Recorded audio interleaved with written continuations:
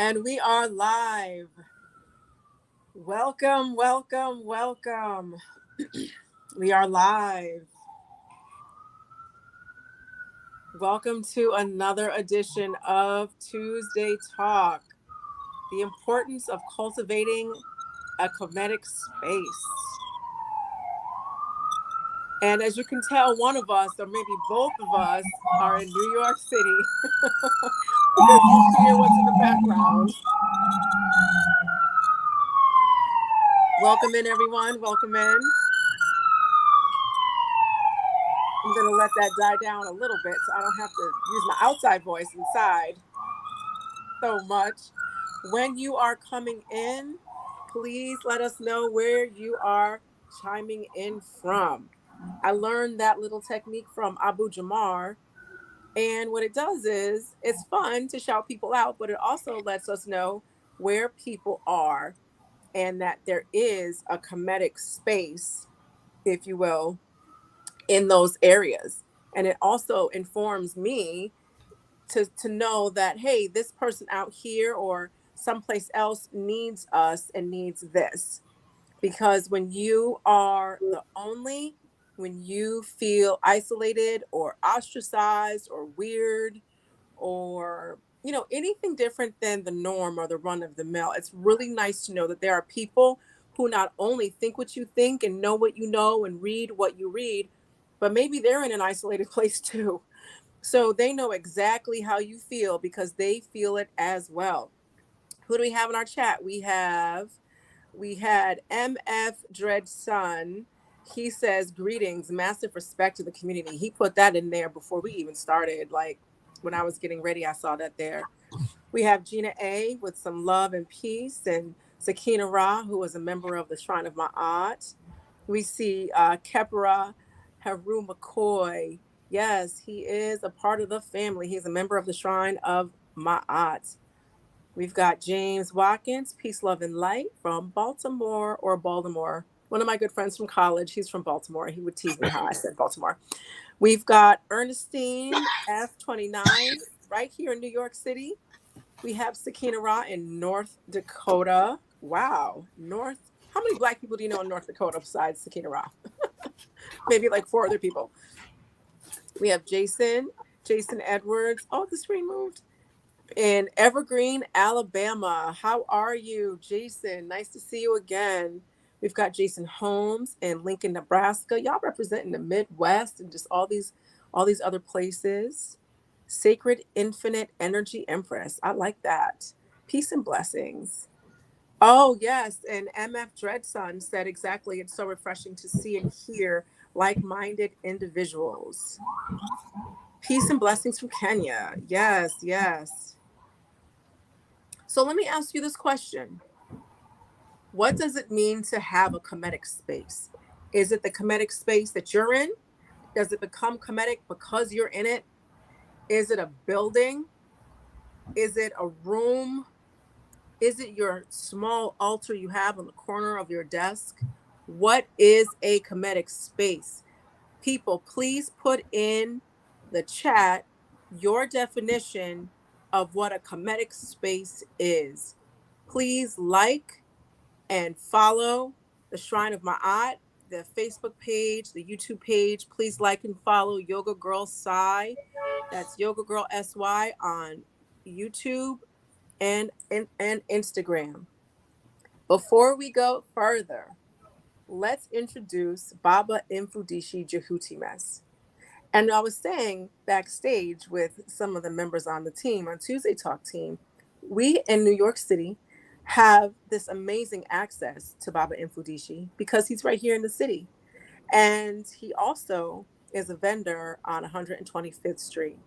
He's been doing this for decades.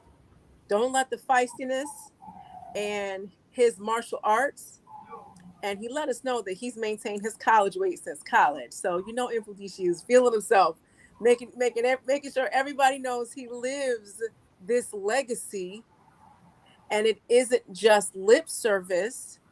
Because one of the things that's important to in being a Kemite and creating this Kemetic space is health and wellness and being fit. and reading and teaching and learning and giving and doing. And Mfundishi does all of that and more. So, Baba Mfundishi, it is always a pleasure to have you on Tuesday Talk. People love it when you are here. I get so much feedback because it's the energy.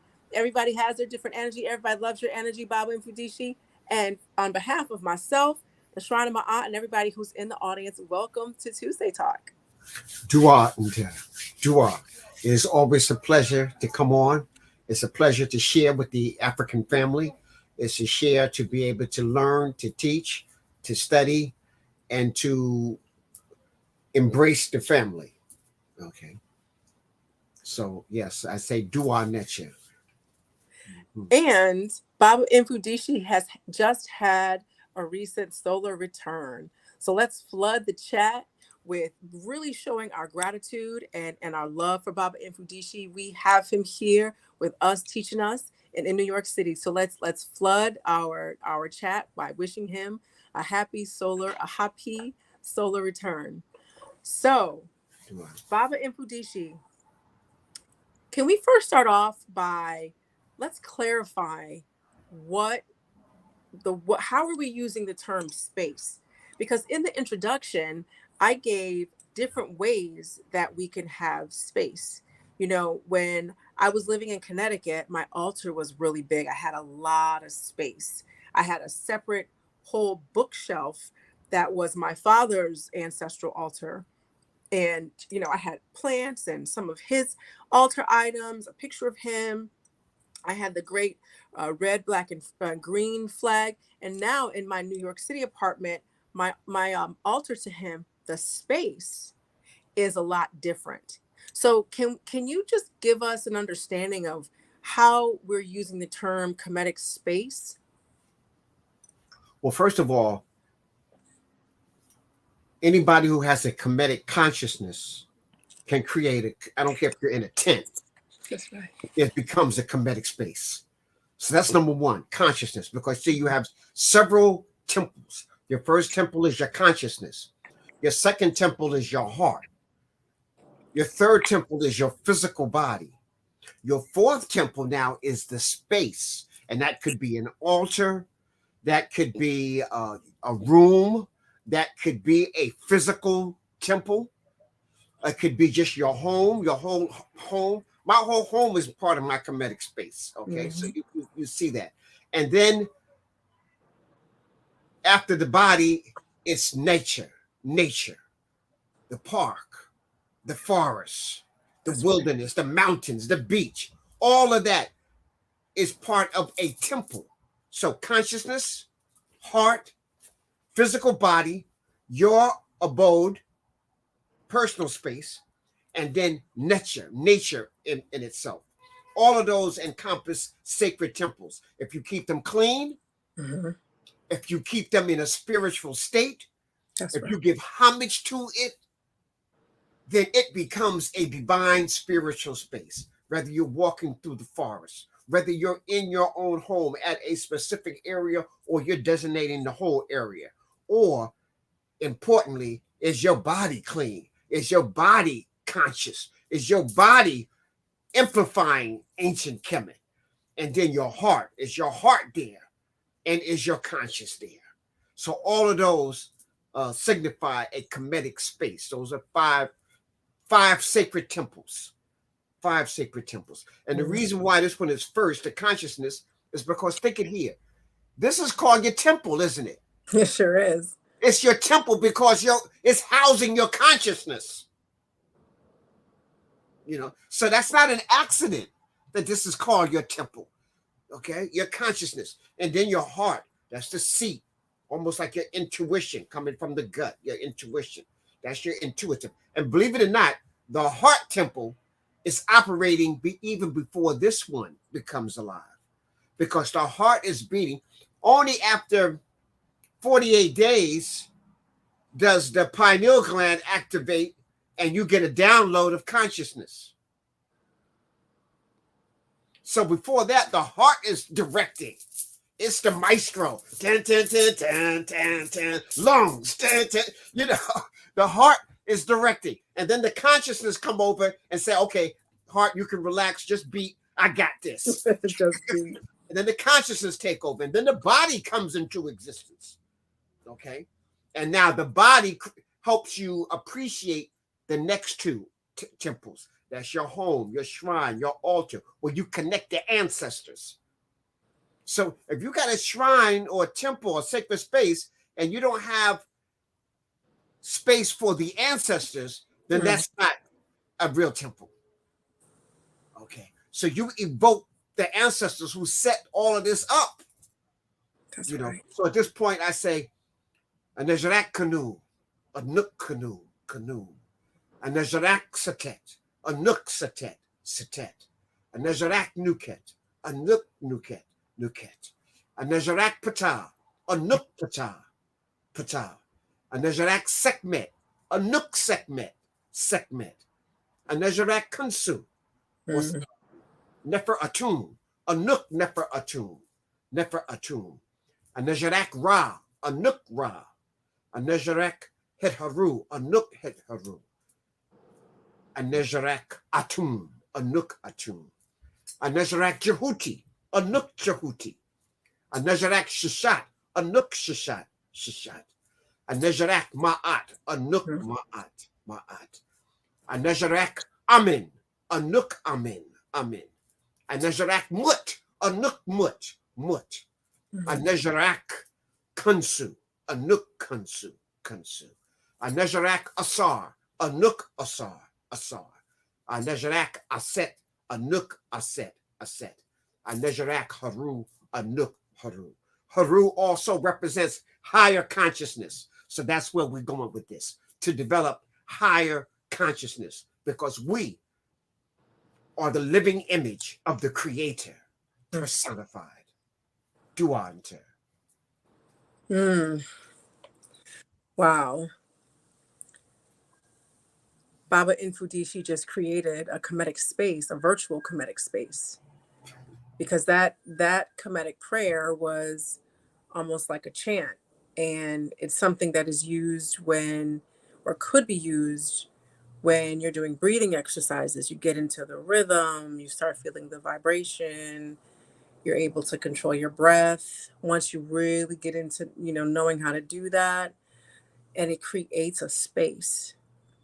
And that was he just created a Kemetic space for us. And for those of us who've been studying, or maybe this is just this is the first time that you've done this, I'm sure that you felt something when he was able to create that Kemetic space, which is what he just did. So, Baba, for people who might not know and who might be new to Tuesday Talk, can you just explain briefly which language you were speaking, and who were the names that you called, and why did the way that you did that, why did that create this vibration and create this space? Okay. First, the language I spoke was Medunetia. That's our classical language. So I want to start out by that. That's our classical. Classic means the best that you have to offer. We have more information in the Medunetia than all the rest of the ancient languages together and multiplied by 100. We get that much information in the Medunetia. All of it has not been translated. And then much that has been translated wrong, because it's time for us now. That's right. To read the Medunetia. It's time for us, because they'll say Kemet, instead of saying Kemet, they go Egypt. Wasn't no ancient Egypt. That's a modern name. Today we talk about a shin. We know.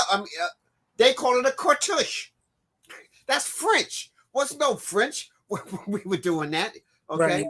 So we got to take claim and use these names. Okay. We call our sacred Haru M. Aketi. We call it the Sphinx, a mythological creature that will destroy you if you don't know the riddle. That has nothing to do with ancient Kemet. Okay. We call our kings pharaohs. That's from the word per-ah, the Greek word that was already used during the Greeks. Nobody in ancient Kemet knew what a pharaoh was. Okay. And we don't call the ruler the great house. That's like saying, okay, all right, when Obama was the president, Okay, here comes the great house. No, the White House is on. No, President Obama is on. So we call our kings the Nasut Biti, ruler of Upper and Lower Kemet, and affectionately the Nasut, coming from the south, the ruler from the south. Because every time Kemet reunited, it was always the south, up south, that came down and united the two lands. And you know who was up south? Black folks, folks that look like me and you, not That's Arabs, right. not That's some right. other Wazungu, but Africans. Okay, so we need to be really clear about that. So we give homage. That Medu Necha is the language. And what I did, I was evoking the aspects of the one. Only the one exists. That's right. Necha. But now the one has many different aspects that we pay homage to. For example, the air. We can't see it, but we give homage. Listen, you can go 3 months without food and still survive. Mm. You can go 30 days without water and still survive. But I bet you can't last 3 minutes without air. That's right. So if we have to put them in a preference, now I'm going to take air every time. Okay. So we call that Shu, boundless space and infinite. It's the canvas of the creator. So I give homage to Shu. Water, Tefnut. Without water, there is no life. I give homage to water. Water is not God, but water is an aspect of the creator that we need to survive. So I give homage to water, homage to air, the earth, Ta, Geb. I give homage to Geb because without this earth, that's our foundation. We wouldn't exist. And so we're standing on this. So I give homage to it. That's right. You know, let me just say this here. Even a flower, y'all. I'm a Kemetic spiritual scientist. So that's what a priest is, a spiritual scientist. So I need to break this down. Even when we look at the beauty of a flower, the Kemetic spiritual system teaches us to embrace all that made that beauty. So when I see the flower, I'm going, Dua Necha, Dua. Because I have to give praise to the water that came down. I have to give praise to the air. I have to give praise to Ra that signed on it. I have to give praise to the earth. I have to give praise to the minerals that allowed it to come out. All of that is encompassing the beauty of the flower. So I just can't go do our flower. No, do our lecture. Thank you, Creator, for allowing me to witness this aspect of myself. Mm-hmm. Okay, because you're a part of everything. Okay. And so we give homage to that. So I know we've been taught to isolate things. That's because that's the way the Wazungu do. Our enemy, he isolates. You got this department, and then you got that department. Right. The English department don't know what the math department's doing. The math department don't know what the science department's doing. And it's just a mess. No, in ancient Kemet, everything came together like that. Like the hand. Ma'at. Order. And so I was giving homage to the various ancestral images and spirits and giving homage to the forces that allow life to exist on behalf of the one. See, people get upset. Oh, you giving homage to the sun? Well, without the sun, y'all, that's all, folks. It's over. It's a wrap. You know, so I give homage to the sun. It's just like you give homage to your mother. I praise all women, but I give special praise to my mother because she allowed me to be here. So it's like the sun. I give praise to all the stars in the constellation, but I give special homage to the sun because that's like my mother, father. There's many moons, but I give homage to our moon, Ea, because it allows the tides. It controls the tides and the energy and the fluid on this planet in which I live. So I give special homage to that. So when we give those praises at the beginning, we're giving homage to the forces of nature that allow us to take part in a conscious aspect of the one. I hope that kind of explained it, with Seshat. So that's what I was doing. I was evoking the spirit, and I was inviting the ancestors in. You invite them in, and then some of the ancestors need to go back when you get finished. Okay, like I invite Set in. I know some of y'all scared of Set. No, you need to invite Set in. Set got your back. That's right. Set stands at the helm of the boat of Ra, and he's shoving his pitchfork, the spear, down a pep's throat. And he says, I do it every day, and I am the only one who can do it. So when you're confronting your enemies, you need Set with you. I invoke Set all the time. Come on, Set, we going to 125th Street. Get my back. So don't be scared to have Set on your altar. He might be there to ward off evil energies that want to come in and get you. Evil energies that want to influence you. Okay, so don't be afraid of Set. You just got to have your program together so Set don't take your mind. You want to use Set, not be Set. I like that. You want to use Set, not be Set. If this is the first time that you're hearing all of this, you can look at, and Mfundishi explained it to me like this. I have a couple book years. here too. Mm-hmm. If people, if you're not familiar, this is kind of like part of a Kemetic Bible. This is Spiritual Warriors Are Here, or Healers, and you can get this on Amazon.com, or you can go on my internet, infundishichahutimas.net, and you can order it. But my chapter 2 dedicates to the Necharu. So I have like maybe over 70 Necharu that I go in and define, show you an image of it, and I defined it. And then my chapter 1, I talk about what is Necha? What is this divine being? What is this energy that we are all part of? And then my chapter 3, I go straight to Ma'at. What is Ma'at? Because that's the foundation of ancient Kemet. That should be your foundation.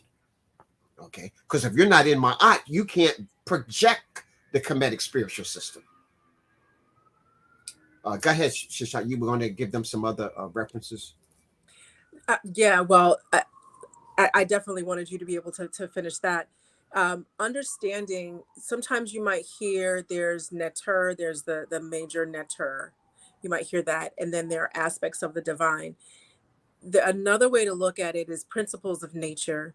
And we were at the International African Arts Festival 2 years ago, and I went to Mfundishi's tent and we were talking, and he said, a principle of nature like gravity. Everybody knows what gravity is.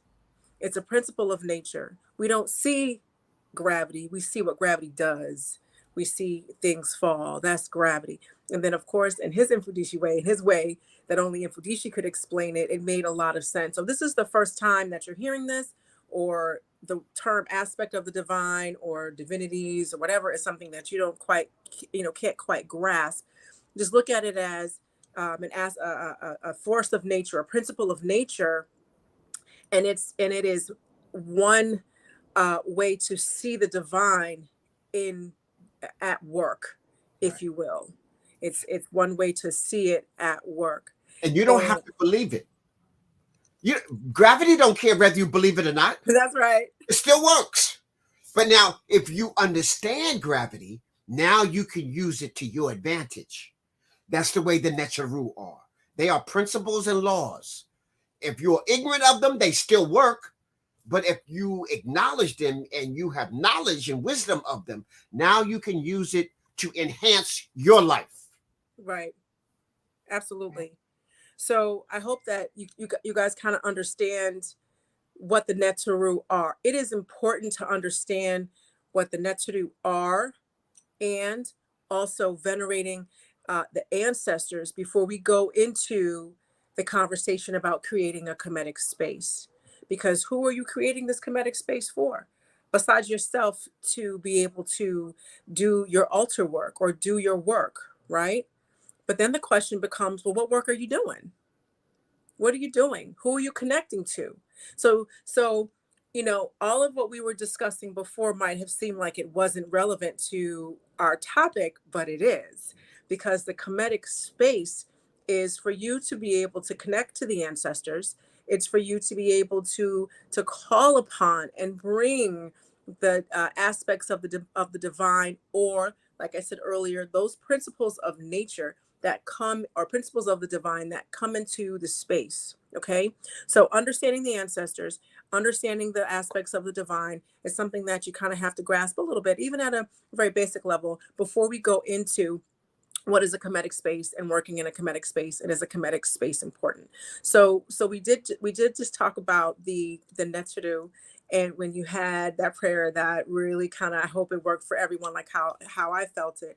Can you explain who our ancestors are? We talking about our ancestors who came over here through the Middle Passage, those of our ancestors who died in the Middle Passage? Are we talking about our great great grandmother? We talking about Malcolm X? What is an ancestor? Who are our ancestors? Okay, now this is might get a little deep for some people, but I need you to Mm-hmm. just bear with me. Is that the ancestors live through you? You are a culmination of all of the beings in a line going back to the beginning of time.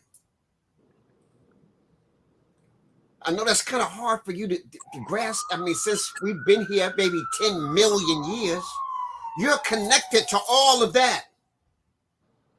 It's in your DNA. Your DNA has a download of all your ancestors. They are with you.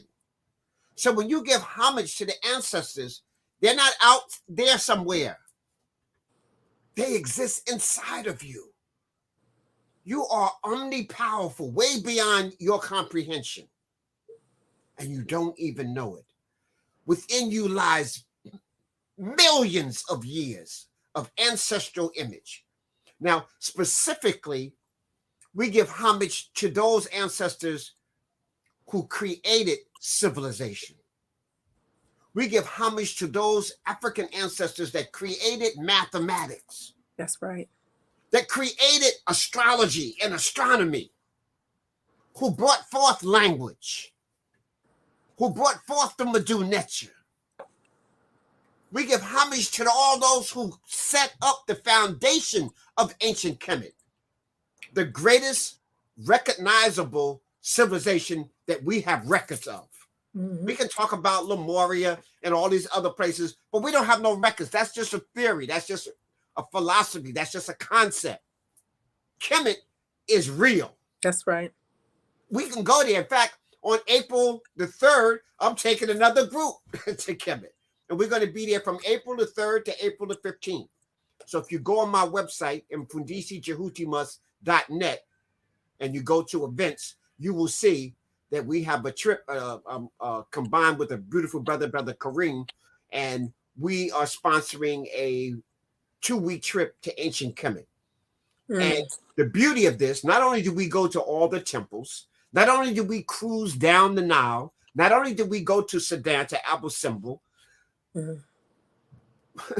not only we go into all the museums, the Nubian Museum and Abu Aswan, as well as the Cairo Museum, we're going to cross across Kemet to the Red Sea. Mm. You're going to the Red Now, Sea. I've been to Wow. Kemet 32 times. Wow. Mm. It's going to be my 33rd trip. And you know, 33 is a magical number. That's a power number. So there's Mm-hmm. some special stuff here. So those who go with us this time, we're going to get some special stuff. So you'll spend your last 3 or 4 days on the Red Sea. That's amazing. You'll see how Kemet saw it, and you'll be able to go snorkeling. You'll see the coral reefs, the fish, and you'll be able to just chill, look across that to to ancient well, it's Arabia, but you can see across to Arabia. But it's just going to be a fantastic trip. So anyhow, this is going to be my 33rd trip to ancient Egypt. I was Dr. Yosef Ben Yakamans. Affectionately, we call him Dr. Ben. I was his assistant for over 8 or 9 trips to ancient Kemet, Ethiopia, and Sudan. So I Mm. traveled with Dr. Ben. He was the one who taught me how to pull this stuff together, how to make sure we can read the Medunetia off the wall. We're just not going by a script. Right. I go into the temple, I start reading the glyphs right off the wall and show you why this temple was there. Show you who they were giving homage to, so you know how to give homage to them. So again, those specific ancestors. So when we start out, we talk about Asar, Aset. We're talking about these entities that set up civilization, the first kings, the queens. We give homage, like when we do libation, we give homage to all these aspects of our ancestors, all the way up to the unborn. Now, I know you say, well, wait a minute, Mfundishi, the unborn? How are they ancestors? I'm going to make a statement. Energy cannot be created or destroyed. It can only be transformed from one state to the other. So everything that is here has always been here. So your ancestors are still here, and they exist through you in a culmination, a continuation. And we give homage specifically to bloodlines and things of that nature. So, so there's many ways to do that. But again, when we doing the prayers, we bring it all the way up.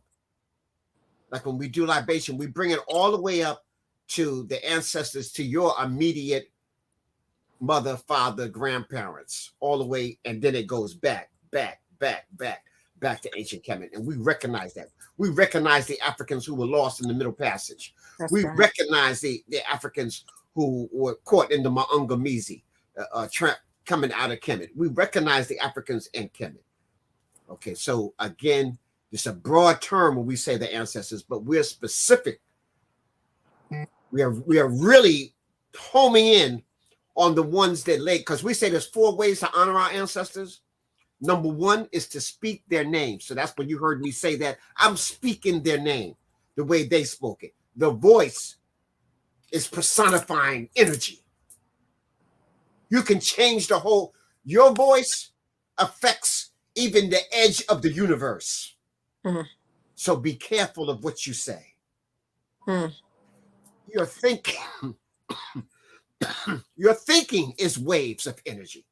So positive thinking is just as important as a positive voice. And then naturally, the positive action that flows with that.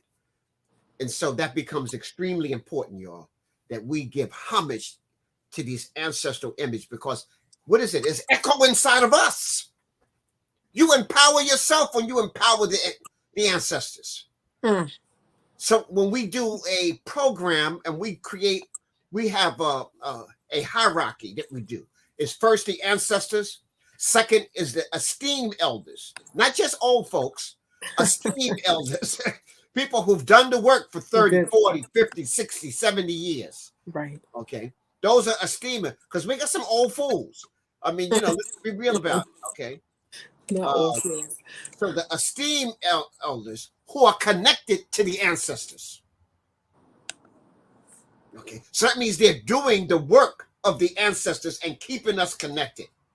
Then from the esteemed elders, we have what we call the experts.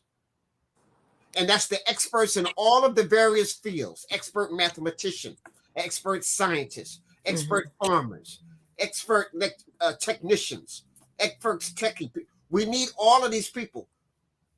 But these people have to be connected to the elders who are connected to the ancestors. That's right. They just can't be renegade experts.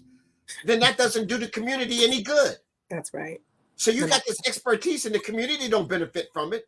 But if you're connected to the elders and connected to the ancestors, then they are. Then we have the esteemed scribes. And the scribes is your media. Right now, Seshat, you're a scribe. You're one of our esteemed scribes, because you have a show that's getting into the minds of thousands of people, spreading the legacy. People who write newspapers and have blogs, they're part of the esteemed scribes. The magazines, esteemed scribes. You got a YouTube and you're spouting real energy. You're part of the scribes. But better yet, you got to write some books. You got to put this down so that when your voice is no longer heard, they can still hear it through your works. I was so proud that when I finished this particular book, Asa Hilliard, one of my teachers, when he read my book and proofed it for me, he said, Mfundishi, 100 to 1,000 years from now, people will still be reading your book. Wow. So that was, I was like, okay, okay, I did my work. Okay, all right. But so you got to do that. You got to continue. You leave a legacy. Why do you think our ancestors etched in stone? They could have just wrote in the sand if they just wanted it for themselves. Right. Okay. That's You know, they could have just went on a chalkboard and wrote some stuff. No, they etched it into the building, into the stone. For us. For future generations. So the least you can do is take your ideas and put it in a book. Okay. So that becomes, and then last but not least, after you have the scribes connect you to the institutions.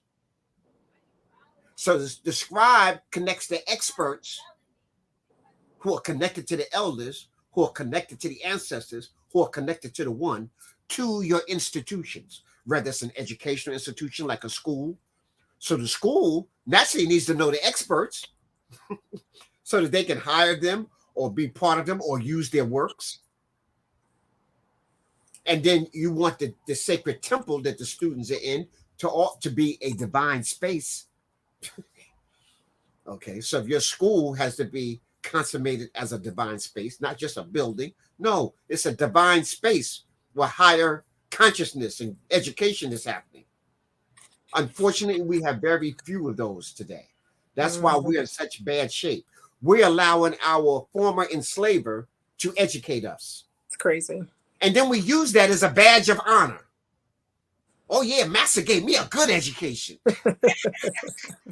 You know, Carter G. Woodson in 1931 wrote that our most educated in the Western world will be our new enslavers. Carter G. Woodson saw that in 1930. He saw it already. Well, he was absolutely on point with that. Baba, that was amazing. And there are some questions in the chat. Want to go back to MF Dread Son says, question, as a drummer, can I use my djembe as an altar? Put some photos of elders on it, some ways to make it an altar or rituals. Well, your drum shouldn't be the altar. Your drum should be part of your altar. We call the drum the nomo. The drum is a voice. The drum is a communication instrument. So just putting some cards and your crystals and all that on your drum, no, is limiting the energy of that drum. You can have your drum on the altar, or your drum right near the altar, or your drum part of the altar, but the drum itself shouldn't be the altar, because then we're limited what it's supposed to be doing. It's supposed to be a voice. Okay, so don't turn your drum. That's not that you just got a drum you're not using no more, and it's just you put it out the pasture, and then it's acting like a table. But other than that, your drum is part of the altar, part of the drum. Okay. I hope that explained that. I thought that was a really good question. And I think that, I don't know MF Dreadson, but I think that understanding that there was something spiritual about his drum was probably, and you can correct me if I'm wrong in the chat, understanding that his his drum has some sort of power, some sort of connection, and can affect the space. Yes. Is probably why he asked that question. As a matter of fact, Dread Son, I would like for you to kind of comment on my comment to see if it's accurate. I hope they understood what I was saying. Yes. Right. I think that he did. So your drum, we call it the nomo. It's like a living being. The being isn't the altar. The being is creating the altar. Even though we are walking altars, so the drum is alive, but you don't put your cards and all your stuff on top of you, no. Right. Right. That's also a good way to say that. Yeah, you don't want to put all of that stuff on top of you, because you have a function that you're supposed to do. Right, then you can't function. You stand there like a statue. Right, exactly. The other thing is this: I have been thinking about doing a book club where we read some of these books as a community. If because there are people in the chat who asked the name of the book, and we can and can someone in one of the moderators, Lee Keprock, can you put the name of the book, of both of the books, in the chat, and I'll be able to pin it so that people can see the names of those books. If you're serious about wanting to read these two books, because there are two of them, and understanding what's in it and really doing the work to do your best to understand it, then then email me at Abut Seshat at shrineofmaat.org. And can one of my moderators please put my email address in the chat? Abut Seshat at shrineofmaat.org. And in the subject line, put book club from Tuesday Talk. All right. And if we get enough people and I speak to Baba, we can make something make sense. We can have a book club and discuss this, because let me tell you something.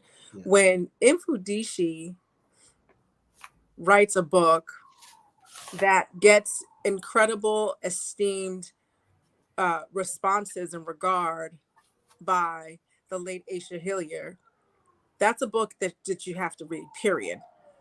Okay.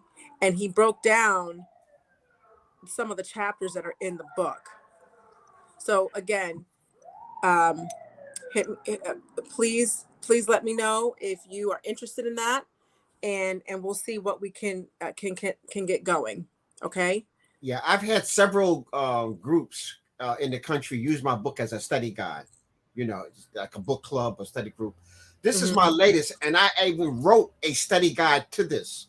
So, okay, the spirit of the Kemetiu Hotep and the spirit of the Magi. It's a book 1 and a book 2, and I actually wrote a curriculum based for a book club to study, where you learn the Medu, you're learning geography, topography, you're learning the ancestral spirits, you're learning the energy, you're learning the towns, you're learning the community. I do all of that in this book here, Spiritual Kemetiu Hotep, the Spirit of the Magi, book 1 and book 2. So I actually have that.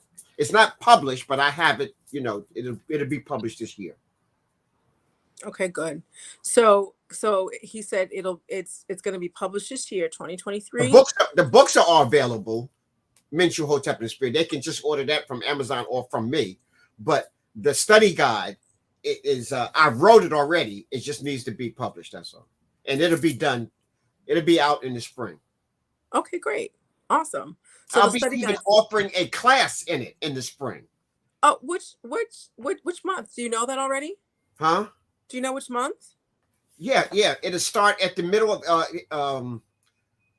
after April 15th, the classes will start, because I'll be in Egypt from April 3rd to the 15th. And like April 20 something, the classes start. Okay. So that's also a good segue into my next question. Gina A said, where can she get information on the trip? Someone else wants to know how much it costs. Right. And so yeah, if you could just let them know how, like a website where they can get the information. Right. So they can go on mfundishijehotimus.net and then go inside of events, and you'll see the trip. Also, my daughter created a page called Mfundishi Travels. Mfundishi Jehotimus Travels. It's a Facebook and an Instagram.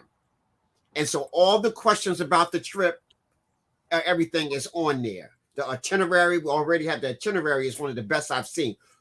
We put together itinerary from all my 32 trips, the best that has it to offer. I put it in this itinerary. Like I said, 33 is magical. So we went all out.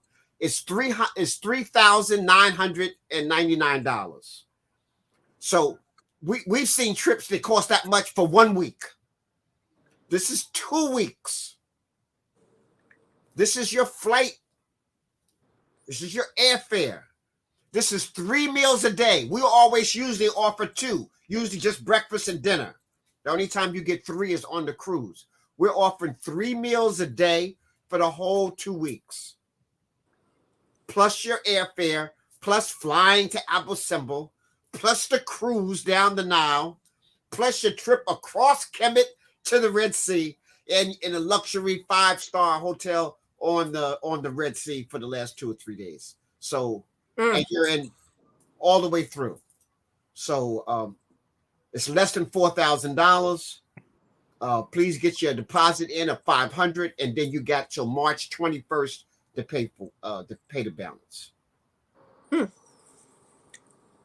That sounds great. You're flying everywhere, and you're going to the Red Sea. So we have the website is up, infudishijehutimes.net. Right. So they just go to events. It is there. And also, again, my daughter, I say, created a page just for the trip, and it's called Mfundishi Travels with Mfundishi Jehutimes, or something like that. I can't put that up. I have to get my daughter to get the exact page. So you can get your daughter to do the exact page. You can also have her text it to me, and I'll text it to you. Okay. And then I'll update the flyer, and okay. It'll be there. Yeah, because we have to have it exact. We have to have it exact. Okay, so I have up here the website. We're going to get a different website probably towards the end of this, or maybe tonight. And I'm also going to put my email address right there if you're interested in doing the book club after the curriculum is out. And also, Mfundishi is going to be doing a class after April 15th. How long is and you'll be able to just go on infudishijehutimes.net to see how long it. How long is it? Oh, it's usually the class is 13 weeks. Oh, okay. So we're going to do one book for 13 weeks? Yeah, because what happens is 10 chapters. Oh, okay. Okay. So we do a chapter a week, and then you sum it all up. Okay. And that way you get a chance to read it, highlight it, because some of my own initiates, they read the book. And so then I began to ask him a couple of questions. I says, well, who was it? Oh, he said, you want us to know the characters? I said, do you remember the temples? You want us to remember the temples? Everything is live. Let me just tell you, this book, for example, on Mentuhotep is the founder of the second golden age. He united Upper and Lower Kemet together for the second golden age, which is called the classical period. So now everybody in the book is real. His wives, his sister, his mother, his parents, his grandparents, his vizier. I took the real names from the Medu Neter and gave them personalities and created the story. Like I had all the sound bites, all the bullets. So all I had to do was now bring it alive. Okay. So I received 2021, 2022, the best historic novel in this class. So it's a historical novel. A novel, but it's a historical novel based upon a real person. Based upon the facts of a real person. Right. So we want to make sure that we know that. So when you're studying all the places, we have a map. We've created a new map. It's probably the most powerful map on the planet and dealing with ancient Kemet. We put all of the Kemetic names from 5,000 years ago up to the time of the Greeks. We got the original where all the temples were. We got the rulers and their perspective of where they're from. And we got trade routes and everything on this map. So we sell that map also on my website. It's $150. It's a teaching wall. It's a wall map. So it's large. You put it up on your wall. So we download, when we're even doing the study, we download that little map to you so that you can get, the real names. So I remember after we talked about the Medu Neter, how powerful it was. So if you're calling Abut Seshat Luxor, you just missed all the power. Right. You just missed all the Abu. instead of Aswan. No, you Abu means the energy is just like an elephant, and you just call it Aswan, which is some Arabic word that don't have nothing to do with any of that. So we give you the correct names. We break down all 42 of the districts of ancient Kemet. That's the map. So that's being talked about in my book. So everything is real. So as you're reading the book and everything, you're getting real history and real culture as you're traveling with Menchu Hotep. And Menchu Hotep is going through an initiation. So when you read the book, you're going through an initiation. Right. You're going to say, oh, snap, I need this in my life. So it's enhancing. I mean, if you go on my website, you'll see just the what is it called when people critique your book? Reviews. Yeah, you'll see the reviews of the book of people who've read the book. Everybody said when they read the book, it's like they were sitting in a movie theater, or like they were actually evoked. The spirit was there. They start dreaming about this, and everything. Yes, yes, And so yes. read the book before it becomes a real movie. I was thinking that when you said it's a fictional book based on facts, I'm like, well, there should just be a movie about that as well. I'm trying Definitely. to get it as a series Oh, because okay. I got so many teachings in the book that'd be hard to put in 1 2 hour movie. Yeah, Even it one would lose 3 hour it. movie. They'll just have a whole bunch of fighting and action, in the movie. and and all the real teaching, will be, like put to the side. So that's why if I have it as a series, I'm not gonna reject the movie. So I don't want to get it twisted. I'm not gonna reject it, but I'm trying to get a series. And sometimes you can get both. You I was have the about to say. movie that opens up and then the series follows it. So that's what I'm working towards. Okay. Okay, good, good. That sounds great.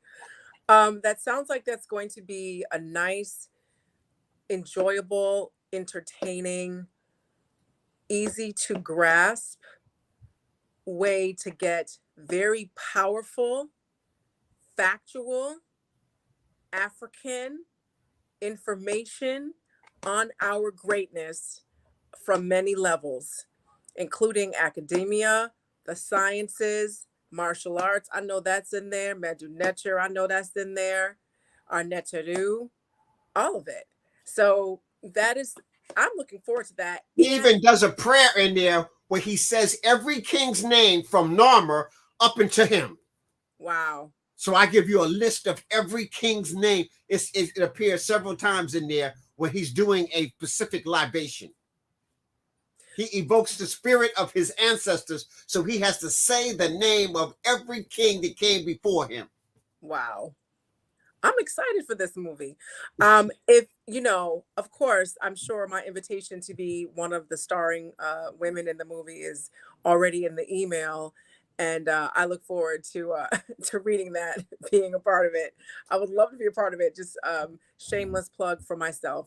Anywho, so what I'm gonna do is bring Jason on and see if we are able to get to these some videos that we have.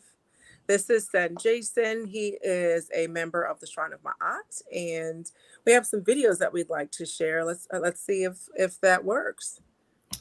All right, I'm gonna give this a try. Ankh everybody. Ankh Ma'at. Okay, can you see that? Oh, hold on. All right, we're gonna present and share screen.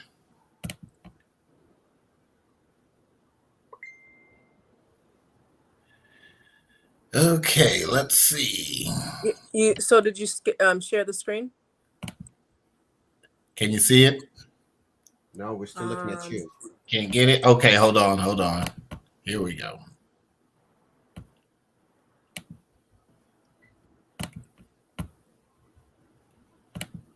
Harun Tahuti Pata Umika says, Ankh and Ma'at sent Jason.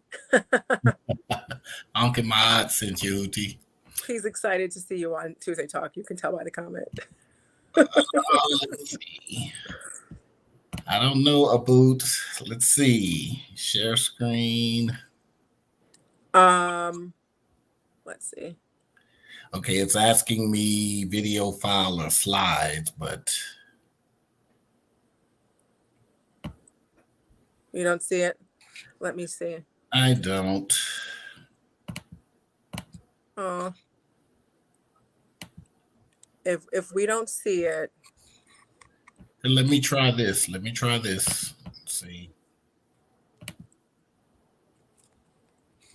Nope, that's not gonna work.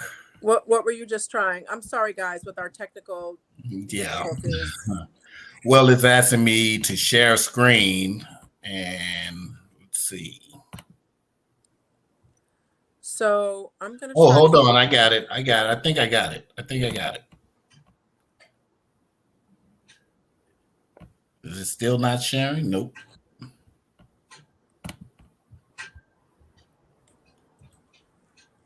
It's not sharing.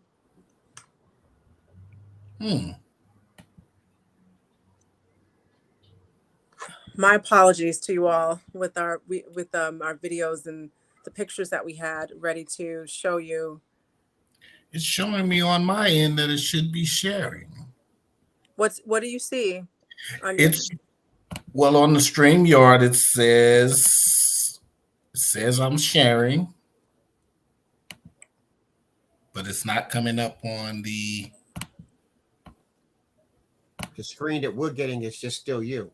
Yeah, it's just still you. Let's see. Let me see here.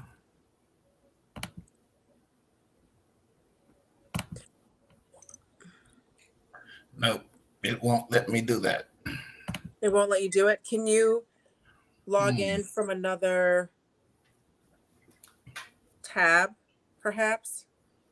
Log into StreamYard? Yes. Try to come in again on a different tab.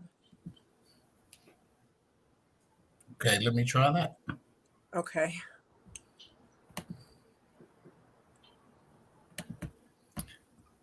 Sorry about my computer illiteracy, people. That's quite all right. I mean, I should be able to have figured this out. I thought that I had, and clearly I have not. So my apologies, you all. So just to give you kind of a heads up of what it is, Baba, would you like to kind of explain the space that we're trying to access here? Well, yes, it's the Genesis Museum of Black Culture. Jason, you're gonna have to mute one of them. You're gonna have to mute one of them. When you're gonna have to mute it from your computer. I got you. On the keyboard. Okay. But whatever you did, do it again, and then just mute the. Okay. Yep. Try it again. So, Baba, if you could just go ahead and continue to explain the space right before we see it. Yes. We believe that culture is your medicine. So most of the museums that you see around the world is dealing with the art. Culture is your medicine. So most of the museums in this museum, we're bringing forth the culture and the history that produce the art, not just talking about the art.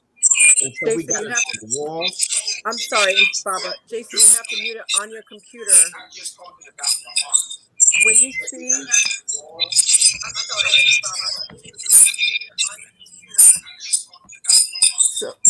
So Jason,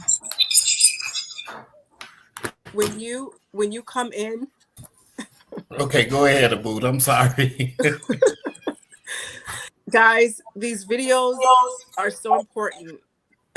That's why I feel lightweight humiliated a little bit that I can't figure this out after 3 years. I've never had this kind of debacle. But the videos that we took are so important for you to see this. It is very important for you to see this. because this is a Kemetic space. It's a physical building that has such beautiful Kemetic imageries and mini statuettes of varying sizes. I was in there and you can feel the energy in there. So I'm just gonna have mud on my face while we figure this out because it's important. So Jason, Yeah, here's what it when is. you hold on before you do it, on your computer at the top row, there's your volume. You can mute it, you can raise the volume and you can lower the volume. You need to lower your volume. Are you doing this on the same computer or a different computer or a different device? A different device. Okay, so on your device where you are right now, you have to mute yourself from the computer. And then when you bring on that second device, we'll be able to see and hear the video because all the videos have volume. So you'll be able to we need to hear the volume on that second device. So mute yourself. Do you see how at the top you'll see like you'll see a bell with a line through it? That's the mute that you have to push on your computer. Yeah, that's what I did last time. But when I mute that on StreamYard, it mutes you all. I can't hear anything. As long as everybody watching can hear your second device, then that's fine. Okay. You can't hear us?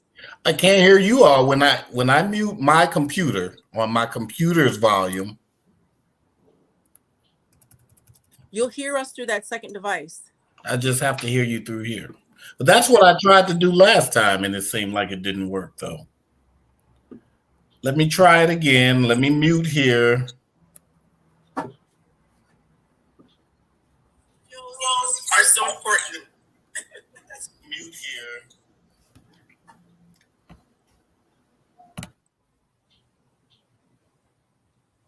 Was that so? You're muted? Okay, so come on again.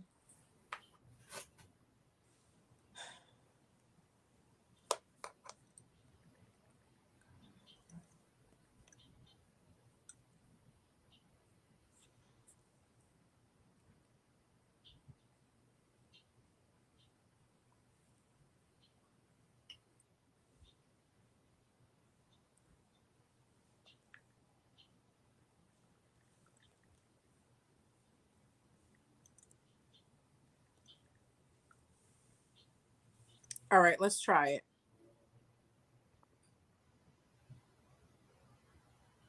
Yes.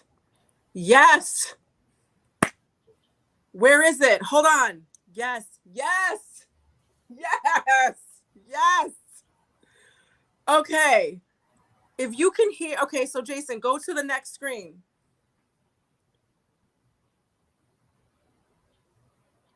So, Baba Mfundishi, can you hear me?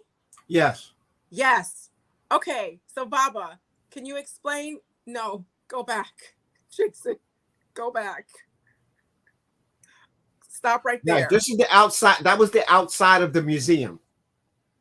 So we have the picture of the pyramid outside, so that people will know the landmark. And if they actually even scan that, it'll take them to the website of the museum. Okay, so click on it and then just hit the button going left.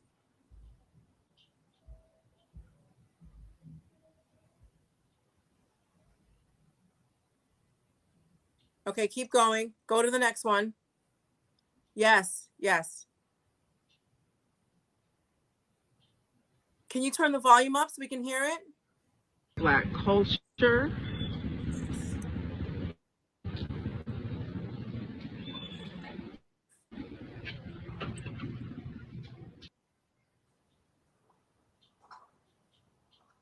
Keep going. That's fine. Keep going. Volume. Volume.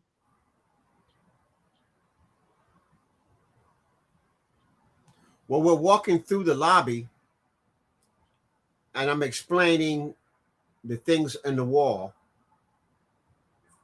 And you can see that's Asar with Nebuchadnezzar and Aset to his back in the double halls of Ma'at. So this is the image as you walk through the hallway in the museum.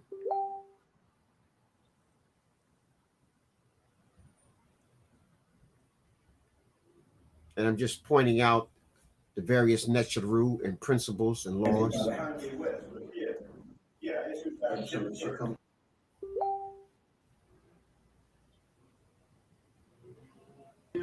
Okay, again, we want the ambiance of coming into an actual temple of ancient Kemetic. So here you see on the wall to the side, you see the Asar, Aset, Nebuchadnezzar, and this is in the throne room and the duat.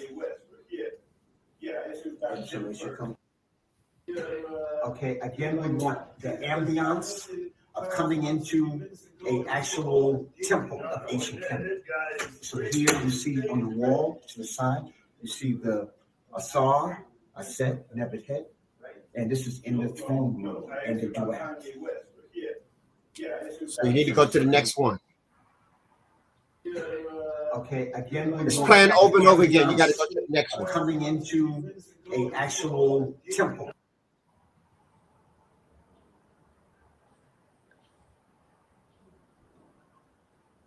Go to the next one.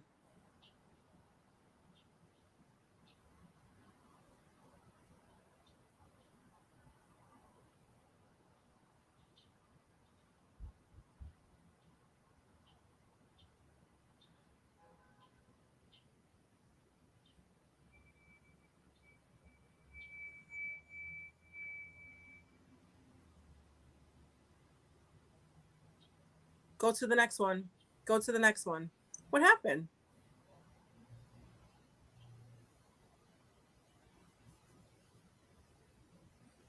Can you hear us, Jason?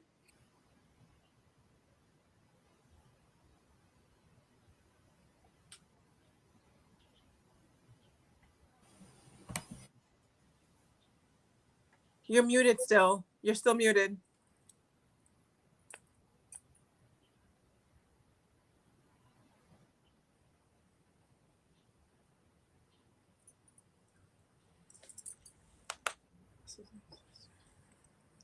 You're still muted, Jason.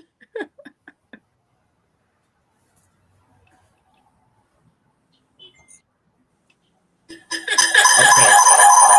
Oh no.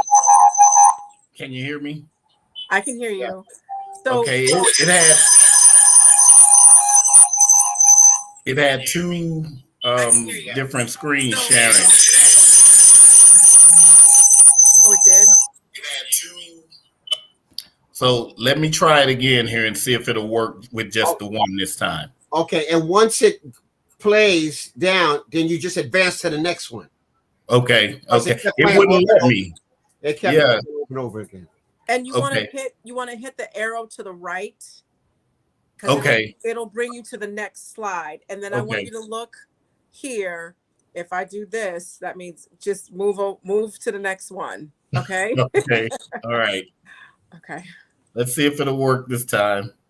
It worked. It's just gonna be better next time. This time right now.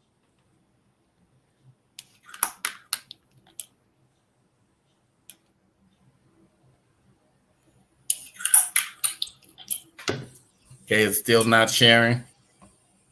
Nope. Okay, it's still not sharing. No. Nope.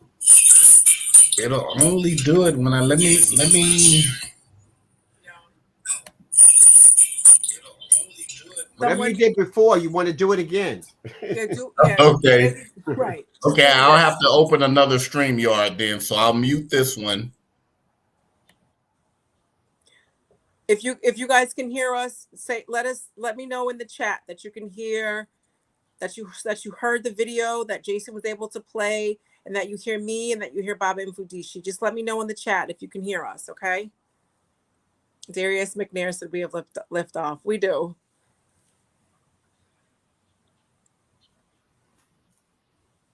While we're waiting for that, we have a question. Did the physical temples have numerological significance in their dimensions? Say that again. Was that This the question is, do the physical temples have numerological significance in their dimensions? numerology? Numerology. Um, well, the temple is set up in a order. So we start from Ma'at, we go to the common people, we go to the workers, and then we go in. So Oh, what happened? It was just there.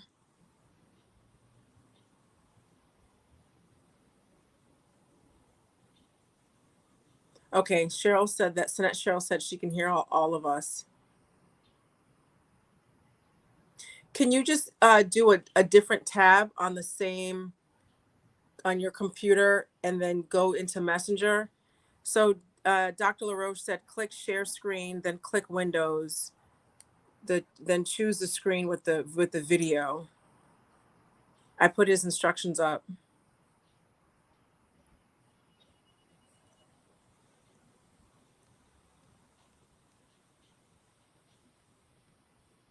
Looks like we lost him.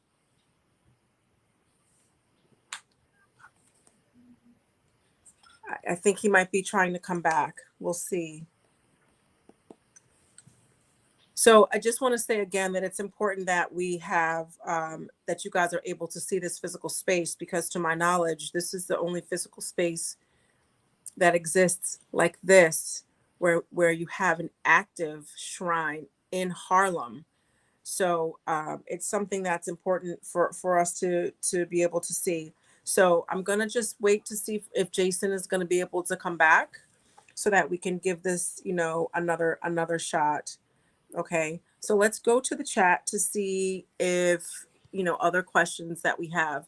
We Burma X said yes, they have numerological significance, why they were built with harmonic resonance capabilities.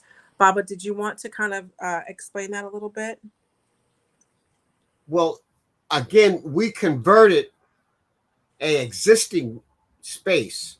So the space wasn't what he's asking. That means you would have to build it from scratch.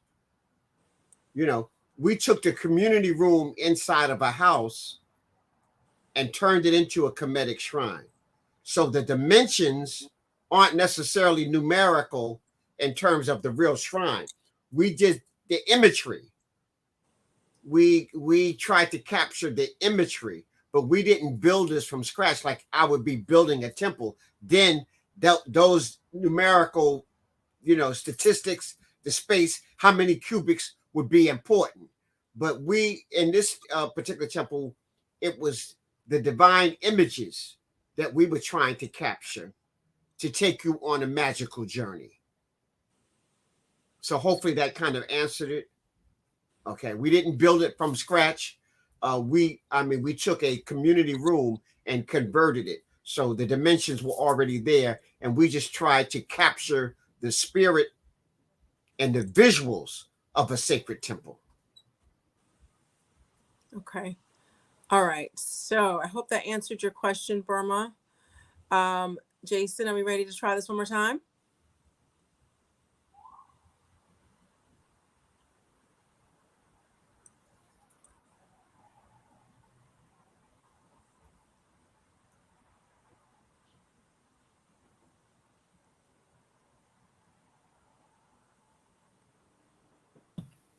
Yeah, let's try it again. Can you hear me? We can hear you. Whatever you did, just do it again. You can't hear me. We can hear you. Can you hear me? We can hear you. Okay, I'm gonna try it again here. But it'll only let me do it, I see, if I open two stream yards. Oh, okay. So let's see.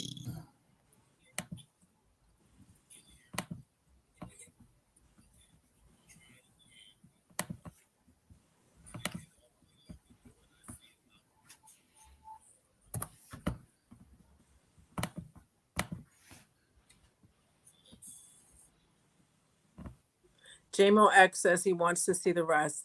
We want to see it too. We're working on it. We are working on that part. It's important to see this. You know, we have different Kemetic spaces, but not one in Harlem this size, and that's open to anyone who walks in with, you know, different areas. It's beautiful, you guys. All right, here we go. Let's try it again.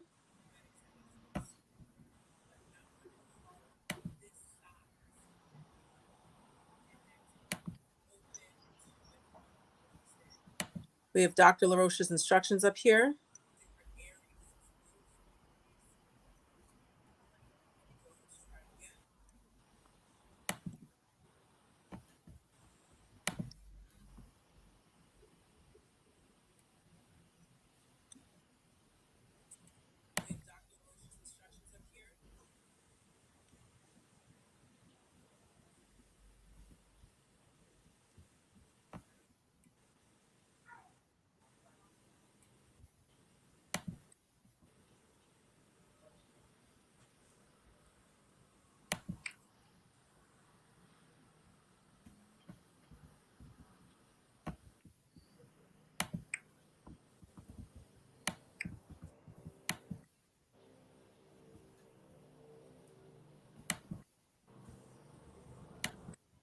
What's going on, Jason?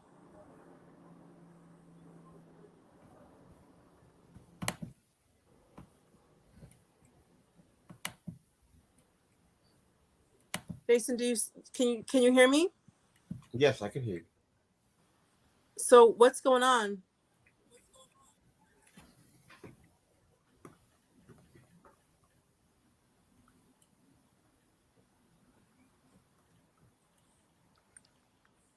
I know this is a lot of pressure on Jason. Don't feel pressured. I just want you guys to be able to see these videos. Okay.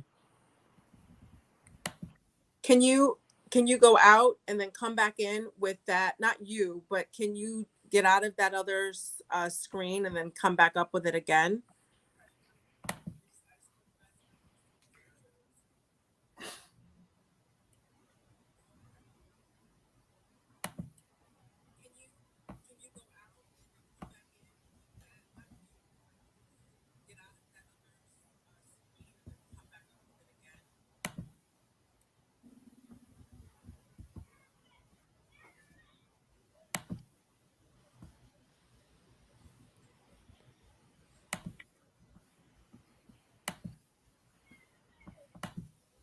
Abut, is this up on your Facebook?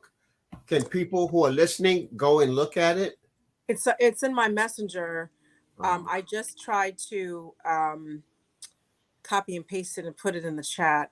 What I'm gonna do, guys. First off, let me just say that Jason, thank you for really trying to make this happen. I really appreciate it. I'm gonna put you backstage for a second. Here's what I'm gonna do. It's really important to see these videos and to see these pictures. We took them about over a month ago at this point. I don't remember. Almost, yeah, over close to 2 months ago, because we had prepared for this from the beginning of December. And it just, trust me, we tried to get these videos to be seen and run through Tuesday Talk. So I apologize that it just didn't happen. I really do. You know, I want to spend all of the Tuesday time talk to be filled with content that helps you to live a Kemetic spiritual life, an African spiritual life, and have an understanding of Pan-Africanism in a space that is debate free, controversy free, judgment free, and just really here for you to learn and also apply what it is that you've learned. That's why it's so important to see this space so that you can see that as this Kemetic legacy continues to build momentum, as we are all going through this information age, as people stated, as you have people who are questioning everything that they've been taught, especially by people who, as Baba Mfundishi said earlier, were our former enslavers, it's important that we have physical spaces like this that are big enough to accommodate the public and open to the public. So what I'm going to do is post this on the Shrine of Ma'at's Facebook page, and I'm also going to post it. I'm going to post it there for sure because I know how to do that. I'm not going to say other spaces because I might not be able to get that done because it's important to see this. And I do apologize. I'm a little disappointed that I wasn't able to have it during Tuesday Talk, and also that I took up time to try to get it to do it. And I want to thank Jason for doing that because I kind of just gave him that task. So Baba, can you just explain the actual purpose? We saw a picture, we saw one of the videos. Now let's kind of pan out a little bit and give us an understanding of the function of the space, of the Kemetic space. We can kind of tie everything in. We learn about our ancestors and why it's important to venerate our ancestors. Right. You gave us an understanding of the Neteru and what they are, and now can you explain to us why the function of this space and how it ties in the veneration of the ancestors as well as the Neteru? Okay, well, first of all, people need to be able to see what the ancestors look like. So that was important. So the imagery here, I teach symptomatic thought versus symbolic thought. Symbolic thought is just imagery, and you don't know why it's that. Only somebody told you. You didn't experience it, you didn't feel it, and you can't prove it. Symptomatically, I can prove it. It's tangible. I can touch it. It's energy. It's spiritual, and it is based upon my art. It's something that I experienced. Like, watch this here. When you were little, your parents might have said, "Fire, hot, don't touch," but you had to go touch it anyway. Right. Ah, okay, hot. Now that's symptomatic thinking. Now no one needs to tell you about fire anymore. You know fire is hot and you shouldn't be touching it. So symptomatically, now I know what they were trying to tell me symbolically. Symbolically, they could have just been lying to me. Let me just give you a perfect example. When my children were small, on the way to my center, we would stop at the bakery. And I would say, okay, you get anything you want. I'm going to get what I want because I want to eat mine and you eat yours. I don't want you eating mine, okay? I'm getting ready to buy some zucchini bread. Y'all, you know y'all don't like zucchini. Zucchini is nasty. So leave my stuff alone. Now you get whatever you want. And they would get whatever they want and everything. And then we would go, they eat their stuff up and they look and just my zucchini bread is left. And they go, so for about 2 years, they never mess with my zucchini bread because every once in a while I would try to feed them some real zucchini just to make sure that they thought zucchini was nasty. So one day my daughter looked at my son and says, "You know, Daddy enjoying this too much. I think we need to try it." So my son goes, "Okay, Zawena, you try it first." So Zawena tears off a little piece of the zucchini bread and puts it in her mouth. And she goes, "Hassan, Daddy been lying. This is good." And they tore my zucchini bread up. Okay. From then on, no matter what I had, they wanted some. If I said this is spinach, someone said, "We don't care. We want some." We want some. So symptomatically, symbolically, I had created an illusion that zucchini bread wasn't good. It was like eating raw zucchini. And so for 2 years, I had harmony. That's like America telling you that America is great until you go out and try to become a real American, participating, go to the bank and try to get a loan. No, you can't get one. Your money is in there, but you can't get one. Go to a certain neighborhood and try to buy a house, even if you got the money. No, you can't. Okay. So, but the illusion was America's this melting pot and that's symbolic. Symptomatically, America is systemically racist from this very stem. You have to understand its very nature is a racist entity. It got wealthy from racism and exploitation. It took the land from somebody else and slaughtered them, murdered them, killed them, the Maangamizi. So you're trying to get something that's innately racist to not be. And so symptomatically, we need you to just understand the true nature of America. Don't pay attention to just the symbols. So when we created this space, we wanted to use things that you could recognize. We used all the walls are of real kings and queens of ancient Kemet. We have the writing of the pyramid texts on the wall, so you could read it. It's not just some art. You don't say nothing. No, the pyramid text is there. You can read it. A homage to Hatshepsut, Kenet Hatshepsut Aman. We got her mortuary temple there. You can see it. We have her words there. You can read it. We have the pictures of Menchu Hotep. We have images of his army, his military. All brothers. And I tell people we had pink paint. So if we wanted to have people up in there, we would have did that. Not pink paint. Okay, so you needed to see the image. See, seeing is believing it and touching it, real. That's right. We got a replica of Ankh Aman's chair, so you can see directly what it looked like in the museum, inside of his home, the way it was. And you see he has this dark chocolate brown face. Now, if you look at Hawass, the head of antiquity in ancient Egypt, in his book, he made Tutankhamun from a computer-generated imagery, and he looks like I can't use that word anymore. Okay, he looks like a flaming homosexual white boy, okay, instead of a black majesty king, okay, all right? So we can't let other people distort our imagery or even define our imagery for us. So in the museum, we're trying to create real images that our ancestors left behind. And the whole, even the ceiling, on the floor, we got the Ujat, the all-seeing eye of Ra.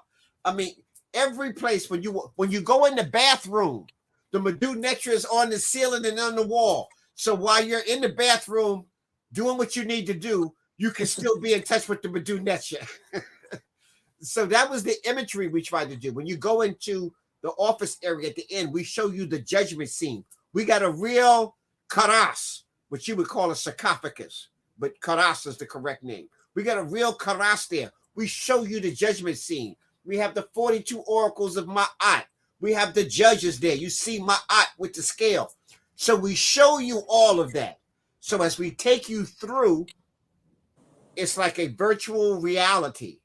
And then we have statues and carvings all throughout Africa, from West Africa, Benin, Ghana, Nigeria, all around Africa, to let you know that ancient Kemet is the mouthpiece of the African continent. It's not just this little isolated place in northeast corner of Africa, who they call the Middle East. No, Kemet is part of Africa. It's northeast Africa, and it's reflecting the African continent. So the priests who were teaching there came from South Africa, West Africa, East Africa, Central Africa, and they etched it in stone. It's a cultural highway. If you've seen our movie Hopi, the film Hopi on economics, Kemet Hopi River was a cultural highway that brought commerce into Kemet and introduced commerce into the world. So we're a mighty people, and we tried to show it inside of this cultural museum. Like I say, most museums is museum of art, like the Boston Museum of Fine Arts, the Metropolitan Museum of Art. All of these is about art, not the culture. The culture is talking about who are the people who created the art. And what were they reflecting? Their relationship to nature. So that's what we were trying to do. And if you go to Kemet with us on April 3rd through the 15th, you'll see we'll take you on a virtual, technically real journey as I take you through the temples and take you through the various places that are. And all those places I take you to, those places are in my book. They're real places. We didn't make up something. Okay, so that's what we tried to do in the Genesis Culture Museum. So that was our attempt, is to take you on, to make you experience it. See, we didn't want to just talk about it. When you walk through it, Seshat, did you feel like you were experiencing Kemetic? Yes, yes, yes. Oh goodness, yes. And So that that's is what, what. that was our intent, to help you experience it as you walk through. That's right. That's right. And you know, Baba, as you were explaining it, I'm thinking. So we're gonna talk about this, Baba and I, off camera, because we got to bring you the video. I'm thinking I could go back and we can like live stream it, and you can talk about it on a live stream, and for 15 minutes, however long it takes to do that. That's just what I was thinking off the top of my head, because I really think that people need to see it and experience it as I did, because as I walked through it, Baba was explaining it.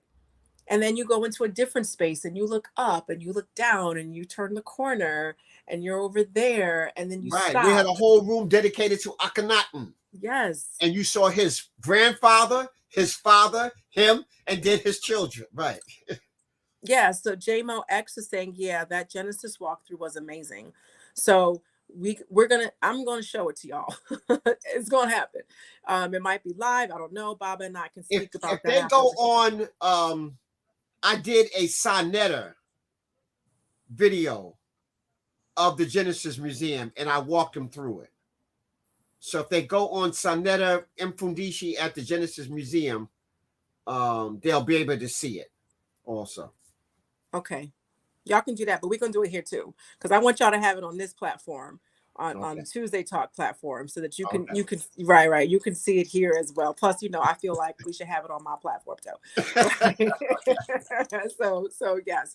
All right. So we'll come up with a time between us, and then we'll do a lot. We'll come up once we fix a date. Then you can tell people, and we'll do a live streaming, and I'll just take them through. Right, and we'll give you guys some notice. Stay tuned, because it's worth it for you guys to be able to see it. So yeah, so thank you, Jason, for really trying. I was like, hey, Jason, this is what you're doing tonight, and he was like, cool. So thank you for such short notice and making that attempt. Baba Mfundishi and I are going to come up with a different date, and we're going to bring it to you live so that you guys can experience it visually, and you can also get Baba Mfundishi's explanation as you walk through the space, and bringing everything together, bringing everything in one cohesive kind of synergistic ball. You know, one of the things that we do in this Kemetic legacy is what it is that we need to do in 2023 on this Gregorian calendar, living in America. Baba Mfundishi made it very clear, you know, what America is, and his brief explanation about it. So there are certain things that we need to do in America in 2023 Gregorian calendar year that our ancestors who were in ancient Kemet did not have to do. I mean, people wear boots and down coats and hats and, you know, scarves up to here. I was born and raised in Connecticut. I've definitely walked out of the house where the only thing available were my eyes and eyelids. Our ancient Kemetic and African ancestors did not have to do that. One of the things that we do now as a gathering space is we have ascension with the Shrine of Ma'at on Sundays, and the Temple of Anu has communion on alternate Sundays. So what is that like? What is that kind of model? That kind of model is a church schedule, right? Sunday has been deemed the religious holy day in America, where everybody's supposed to go praise God and then go to work and kind of, you know, get back into your routine. In as much, we have, you know, our shrine in the Temple of Anu has those two Kemetic spiritual gathering spaces, physical spaces. Okay, there is a physical space in the Shrine of Ma'at. It's a small, narrow space with lots of love, but it's still a physical space. The Temple of Anu has a physical space where you can go and have communion on the off Sundays with the Shrine of Ma'at.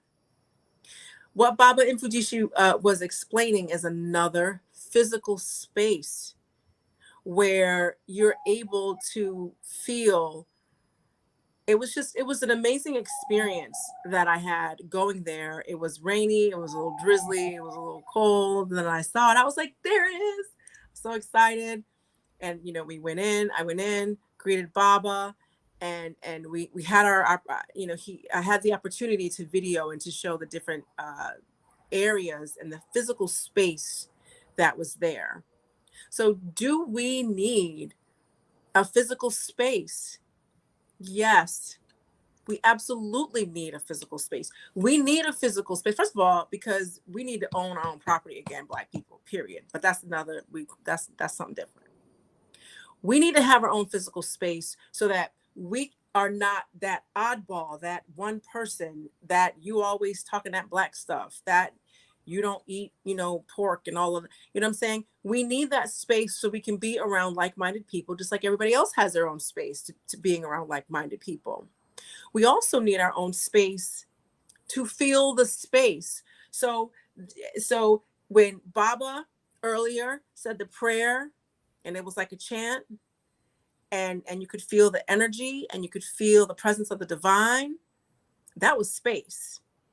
That was holding space for the ancestors. That was holding space for the Neteru. So there's that kind of space. And then there's a physical space. And we need both. And when you create your space, your spiritual space, your energetic space, your reflective space, that's a space that you have to cultivate. You cultivate that space by doing your altar work, through initiation into a shrine, so that you understand how to reconnect and to remember your Kemetic ancestors and your ancient African ways. Okay, this part right here, this is the space that you create. This is your work that I'm talking about right here. This is your own personal work that I'm talking about. It comes from reading and understanding. And just like what Baba said, just don't read it like I'm reading a book by the pool, chilling, I'm retaining nothing, but then I get to say, oh, I read that book. No, read it to know it, not just for yourself, but so that you're able to explain it to someone else. Okay, so remember, Tuesday Talk is a space for you to learn and then apply. It's not just learn and be like, oh, that was great. No, learn and apply. So you're getting initiated, understanding the Neteru. Let me back up. You're getting initiated. That's the education part, so that you can practice your spirituality. You're getting initiated so that as you go through a Kepra process of change and growth, you're able to apply altar work. You are able to apply fasting. You are able to apply understanding nutrition and how you can heal your body. You're able to learn and apply how you meditate, so you can activate your third eye. This stuff, people, this stuff is real. People think this stuff is made up. It's not. Okay. So you have to cultivate your own space while you are able to find a physical space. So do we need Kemetic spaces? Yes. Please understand there are a couple of layers of Kemetic space. It's the space you create, and it's the physical space where you go and congregate with other people who are like-minded. Okay. Right, very close by, I have my Neteru altar, and I have my father's ancestral altar. My father's ancestral altar is always near when I'm doing my work, when I'm reading, when I'm studying, when I'm doing the opening of the way. You know what I'm saying? When I'm reading over the 42, my father is close by, because I'm venerating that ancestor who is my father. I'm appreciative of the fact that, he had a Kemetic practice that, was special to him. Okay. One of the Ankhs that I wear is his Ankh. So I've created a space for my father in a physical space. So please understand that you have to do your own work. And when you do all of these things, it becomes second nature. It becomes who you are. Then you are able to reconnect to your own true blue nature. Okay. I hope that kind of all of that made some sense. for the moderators, Baba, can you give your website again for the trip so that they can reach out and contact you? I'm going to read some of this, some of the comments in the chat.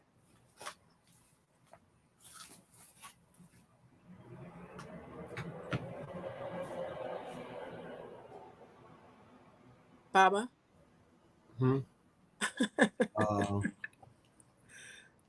Ma'at, Ankh, and Ma'at, Abut Seshat.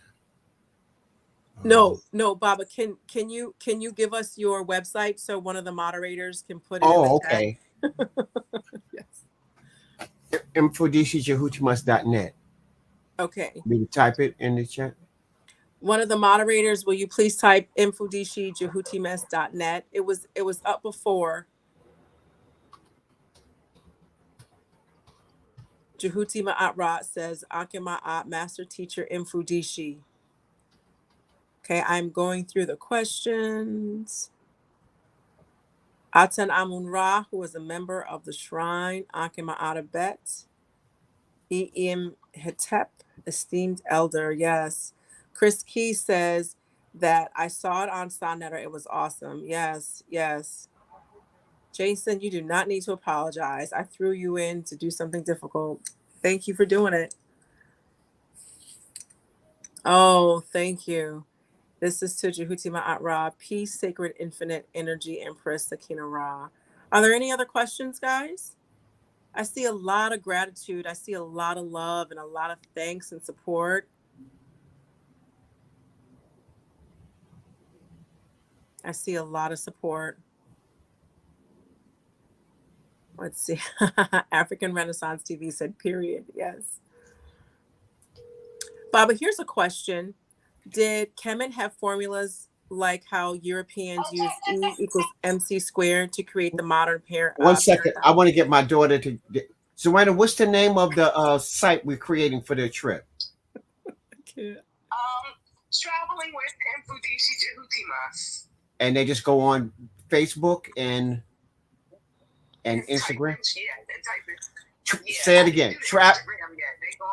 They go on Facebook and just put in Traveling with Mfundishi Jehutimas. Traveling with Mfundishi Jehutimas. That's it. Yes. Again, Traveling with Mfundishi Jehutimas. And it's on Facebook and Instagram. Thank you. I'm on a live show. Thank you. Instagram tomorrow, but it's on Facebook now. It's on Facebook now, Instagram tomorrow. Okay. Thank you, daughter. Oh. So, okay. Did Kemet have formulas like how Europeans use EM squared to create modern paragrams of nuclear power in space? And the answer to that is yes. In fact, Europeans they're imitating the formulas that they got from ancient Kemet. And so if you go to one of the temples, you will see is mathematical papyri where you see the formulas broken down. Well, we were already doing square. We were taking things to the nth degree. We already calculated the circumference of the planet. We already knew how far the sun was, how far the moon was. You have to have some sophisticated form of mathematics in order to do that. That's right. We understood the right angle. That was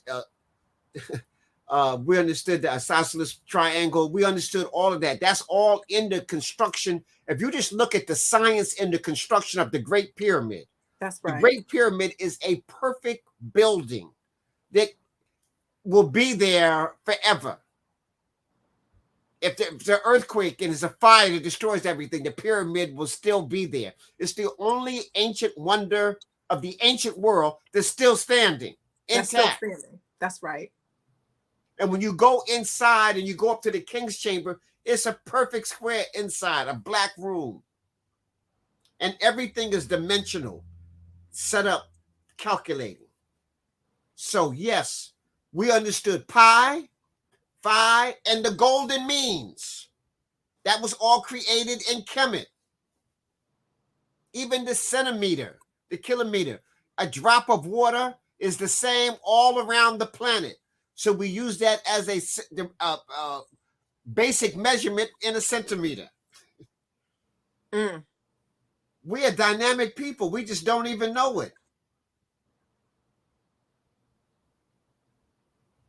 So yes, so the key here is for this person who's asking this question is they got to learn Madunetcha at the high level, and then they'll be able to understand the formulas that we broke down. As opposed, see, right now he has to depend on what the Europeans said our formulas were. Right, right. But it looks like he has an understanding that they did not originate it. How, yeah, did Kemet have formulas like how Europeans use? So just to broad brush it, you'd be hard pressed to find something that makes something more clear or explains a principle of nature that A, Africans didn't do first, and B, Europeans didn't steal from Africans. I mean, that's a huge statement. And I want somebody to prove it wrong. We Africans deciphered the principles of nature because we were on the planet first and we were on there long enough You have to to. understand that Europeans' formulas is just yesterday. It ain't, and it's, yeah, like Just yesterday, like, yesterday. yeah, right. You know, so even his question is European bias. It is. It is. You know, that's not an African center. He didn't even form it African centered, like, you know, but that's He our might not frame know. of reference. He might Our not frame know. of reference is European. So I understand the question. Right. But just to answer that is that yes. And the only reason why the Europeans got it is because they're imitating us. That's right. That's right. That's a fact. These are facts. They might sound like opinions, Read but they're not. They're facts. What's the book I want to say? George G.M. James, Stolen Legacy. Mm-hmm. Tell them to read George G.M. James, Stolen Legacy. Every so-called philosopher, in fact, there's no such thing as a Greek philosopher. That's right. And all the so-called Greek philosophers were kicked out of Greece for teaching foreign thought. So what do you think the foreign thought was? African thought. Okay. Thales, the first mathematician, European mathematician, studied in Kemet for 22 years on a scholarship before he was able to go back to Europe and teach. And he's the first European mathematician. And Thales, Thales, look it up. Don't take Mfundishi's word for it. Look it up. What's the person's name again, Baba? Thales, Thales. He's the first so-called Greek philosopher. He's not even from Greece. In fact, most of the Greek philosophers are not from Greece. They're from Iona or places, satellites of ancient Kemet, you know. And all of them studied in Kemet. In fact, during the ancient time, if you didn't have a black teacher, they didn't even trust you. If you didn't have a black teacher, they didn't even trust you. So, Burma, I hope you don't feel like we're beating up on you, but just understand that the European is the youngest person on the planet. They did not decipher anything, period. We did. And I'm going to restate my statement. There is not anything that is of nature, which includes mathematics. Mathematics is the language of nature. That's how I always looked at it. Mm-hmm. Because it is the code, if you will, of the interaction of nature. The closest things the Europeans have that dealt with Kemetic science is what we call I just lost it right now. They call it quantum physics. Quantum physics is the closest thing to Kemetic spiritual thought. Through quantum physics, they can prove there is some energy that we can't see or feel that's controlling and manipulating and is part of everything. Mm-hmm. So quantum physics, and that's their newest science. So their newest science is talking about our oldest science. And I would dare say that the building blocks to that conclusion are components of the interaction of nature, i.e., mathematics, that we deciphered when it was just us on the planet. Physics is math in motion. That's the way that I understood physics at college. I should have been a physics major because I got an A in physics just playing around. I loved physics. It is math in motion. And who deciphered mathematics? The African. Okay. Calendars, understanding cycles, all that's math. That's decoding the motherboard, if you will, of how nature functions at um a functional level, at a systematic level, at a predictable level. You know, If you what's the logarithm for that? just look at the calendars. You can't have civilization unless you really have a calendar. So we had a stellar calendar, a solar calendar, a lunar calendar. We understood the sun moving in the galaxy. We understood the earth moving around the sun, and we understood the moon moving around the earth. We did that. That wasn't calculated by anybody else first. In ancient Kemet, they said they recorded 3 sun years. A sun year is almost 26,000 years. That's 75,000 years. So where were the Europeans 75,000 years ago? They didn't have no Einstein theory. Okay. And let me say this, in order to even plot a sun year, you already had to create the science to do that. So how long did that take? Right. That's It will right. scare you when you see how old we are. Is there another question? Right. So Somebody wrote spirituality is science unseen. Science is spirituality seen, Brother Copper. I even take it a further. Spirituality is a science that you can't touch. You can't control it. You can't count it. You can't measure it. But we see its end results. Where physical science, we can touch it, measure it, count it, and then see. But both of them are just are science. So yes, I agree 100% with Brother Copper. Yes, that's a quote from Kaba Kameni, and that's his book that he wrote. Here's a question that somebody asked: did the Egyptians live in the pyramids? No, nobody lived in a pyramid. The pyramids, I teach a course where I talk, all my initiates, they get this class where I give you 20 examples of what a pyramid is, and none of them is a tomb. Okay. Just to see, here's science again. Just the pyramid shape, when air hits it, causes it to tumble, creating negative ions. Negative ions are helpful to human beings. It puts you in the alpha state. It raises your consciousness. It creates electrical charges. So it makes the ions available for electricity. So just the shape can be made out of a cardboard, paper, wood. But now if you add a sacred element to that, then you enhance that. So, for example, if you have right behind me, I have a copper pyramid. And I can place my fruit, anything in there, and pyramitize it before I eat it. And it charges all of my food. Here's a perfect example. Take a pyramid, especially like made out of copper. Take a piece of meat, place it in the pyramid. Then take another piece of meat and put it on the counter. And then leave it for a couple of days. That one on the counter will start rot, get maggots, stink, putrefy. The piece of meat you place in the pyramid will dehydrate. It won't rot. No maggots, no smell, no nothing. It will just be dehydrated.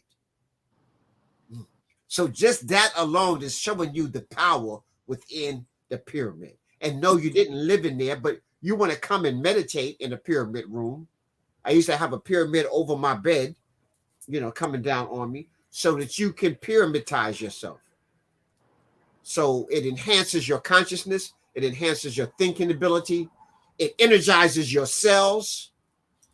But now, I don't know, there's such thing as being overstimulated. So I don't know if he was living in there all the time. I don't know if that might. That was good. But initiation was done in there. Was initiation chamber. Certain feats were done inside of the pyramids. Certain acts were done. Certain rituals were done. And then its structure itself can ionize a whole room. So if I can have a little pyramid with a whole room, can you imagine what the Great Pyramid did when it was finished and had white walls and capped with the gold and onyx with a black capstone and gold for hundreds of miles. It was stated that when the pyramid had its casing on it, you could see it from hundreds of miles away.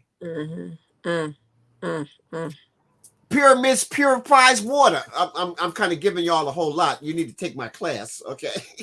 But pyramids purify water. The Hopi River ran under the pyramids, right next to it. So you can purify water. Again, here's a test.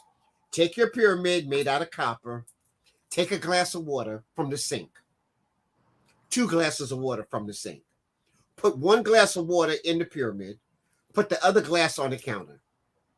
Leave it just overnight. When you wake up in the morning, the water in the pyramid will be pyramidized. It will be electromagnetic charged, purified. And when you taste it, it'll have a total different taste from the water, the nasty water coming from your sink that's still on the counter. I tasted that, Baba. The way you said it, you like the nasty water. I was drinking the pyramidized water, feeling all the pure water. Chris Key has a question.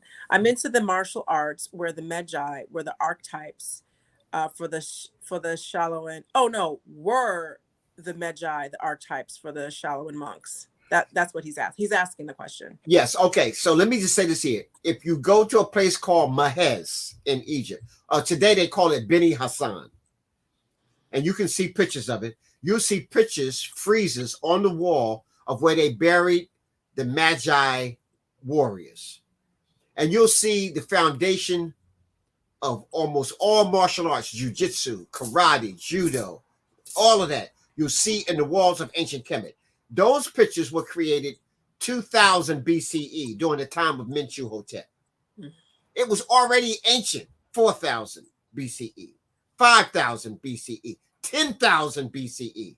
And so even the Shaolin Temple was set up by a person called Damo Buddhahama, who was a 26th disciple coming from India, walking to ancient Kemet, traveling with this knowledge.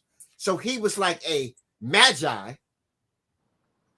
who went and set up the Shaolin Temple in ancient Kemet. The first 2 dynasties of China is called the Shang. Shang 1 and 2. Those people came from ancient Kush. Ethiopia, Kemet. Okay. So I'm just trying to give you some background. See, Japan is only 600 in the AD. So the Japanese are 600 in the AD. The original inhabitants of Japan are the Anu, the short Twa people from Africa. You know, so I'm trying to put things in a spatial perspective so they can understand. So Japan, 600 AD. So the ninja is trying to imitate a magi, but he got to put a black outfit on because he's not black. The magi just had to take his clothes off. Okay. Interesting. So yes to your question, the archetype of sophisticated. See, everybody got a way of defending themselves. Every ethnic group probably on the planet. But Kemet developed the first science of the martial arts where they recorded it. They had forms imitating nature, imitating the animals. So the Shaolin Temple is imitating the animals, is imitating the animals that we had in Africa. Do you notice in front of their temples, they got lions? There's no lions there. The most important Chinese dance in New Year's is the lion's dance. Ain't no lions there. So that's Africans bringing that into them. I mean, even Europe, if you go through Europe, in front of all their not just Masonic buildings, but all of their government buildings and everything, you see lions out front. Mm-hmm. This is our African ancestry traveling and giving them this. So I'm trying to symptomatically let you see something that is there. So yes, organized martial art, and we don't call it martial art, we call it the Menchu. Menchu was the nature of war for Ma'at. That's right. So it's the Menchu combat arts. Martial was a Greek god that killed you and sodomized you before he taught you. Oh my God. He sodomized you first to break you down to nothing and then tried to build you up the way he wanted. And his Marshall, his idea of training you or helping you get ahead was by any means necessary. That means if you wanted to be the next king and you got two brothers, he'd have you poison your two brothers so that you could be the next king. That's not my art, but that's the corporate world. That's not African. So the corporate world has a mentor. We have a Jegna. A Jegna is an Amharic word from Ethiopia. It is a spiritual pre-scientist who has mastered what you want to master, and they teach you their art through Ma'at. So a Jegna, not a mentor. Baba, can you say that one more time? I mean, just the last sentence when you said the Jegna is an Amharic word where you teach, so you've mastered information and you teach it to someone who wants to learn. And the mentor, the ment part, and correct me if I'm wrong, the ment comes from the person who did the martial arts, who sodomizes and destroys you basically, and then makes you pretty much a robot of him. Is that correct? Right. Well, that's what the U.S. military is based on. That when you come into the military, they break you down to almost nothing, call you a maggot, everything. They break you down to nothing, and now they want to build you up for them. And you don't supposed to challenge anything. You're like a drone. You only take orders, and it doesn't matter whether the order is right or wrong. You did no. We want you to use Ma'at. No matter what. That's right. No matter what. That is right. So we have Zakina Ron. I don't think this is a question. She just says they call it Kemetic ascension through quantum leverage and physics. Right. So I'm just saying quantum physics is the closest thing to the Kemetic spiritual system of understanding that. Jason said there are no lions in China and no snakes in Ireland, i.e. St. Patrick. We have Imku Ra, solar being, giving you your props. Grandmaster teacher Mfundishi, the best. I love these comments. I'm just a humble student, my brother. I'm a humble student still learning. Bro, Mfundishi is so high up. I will tell you one of the perks of being a priestess when you have access to great elders like Baba Mfundishi and others. They're always doing something to learn more. There's something that they pick up here and there and they share it. And when I'm sitting and talking with people who have, from my perspective, infinite wisdom, and they share freely and continue to learn, if you're not continuing to learn, I don't know what to tell you. There's so much, and that's for two reasons. One, there's so much of our history that we need to learn, but two, your curiosity about yourself and really understand, like putting the pieces together, should be something that kind of drives you to learn this. Don't feel overwhelmed. Pick a place to start and start. Everything will connect. You'll be able to at least have some kind of a structure so that when you do learn new information, you'll know where to place it and it won't feel so overwhelming and undaunted. You won't feel so undaunted by it. If I can add this, if they're studying to be a Kemetic priest-scientist, a formula that I've created that the ancestors have downloaded to me is that there are 5 major domains. There's many, but there's 5 major domains. If you have a degree of mastery in each one of these domains, you can talk to anybody on any subject, any place on the planet Earth and beyond. So number 1, the spirit domain. The spirit is everything. It is the consciousness. It is the creator.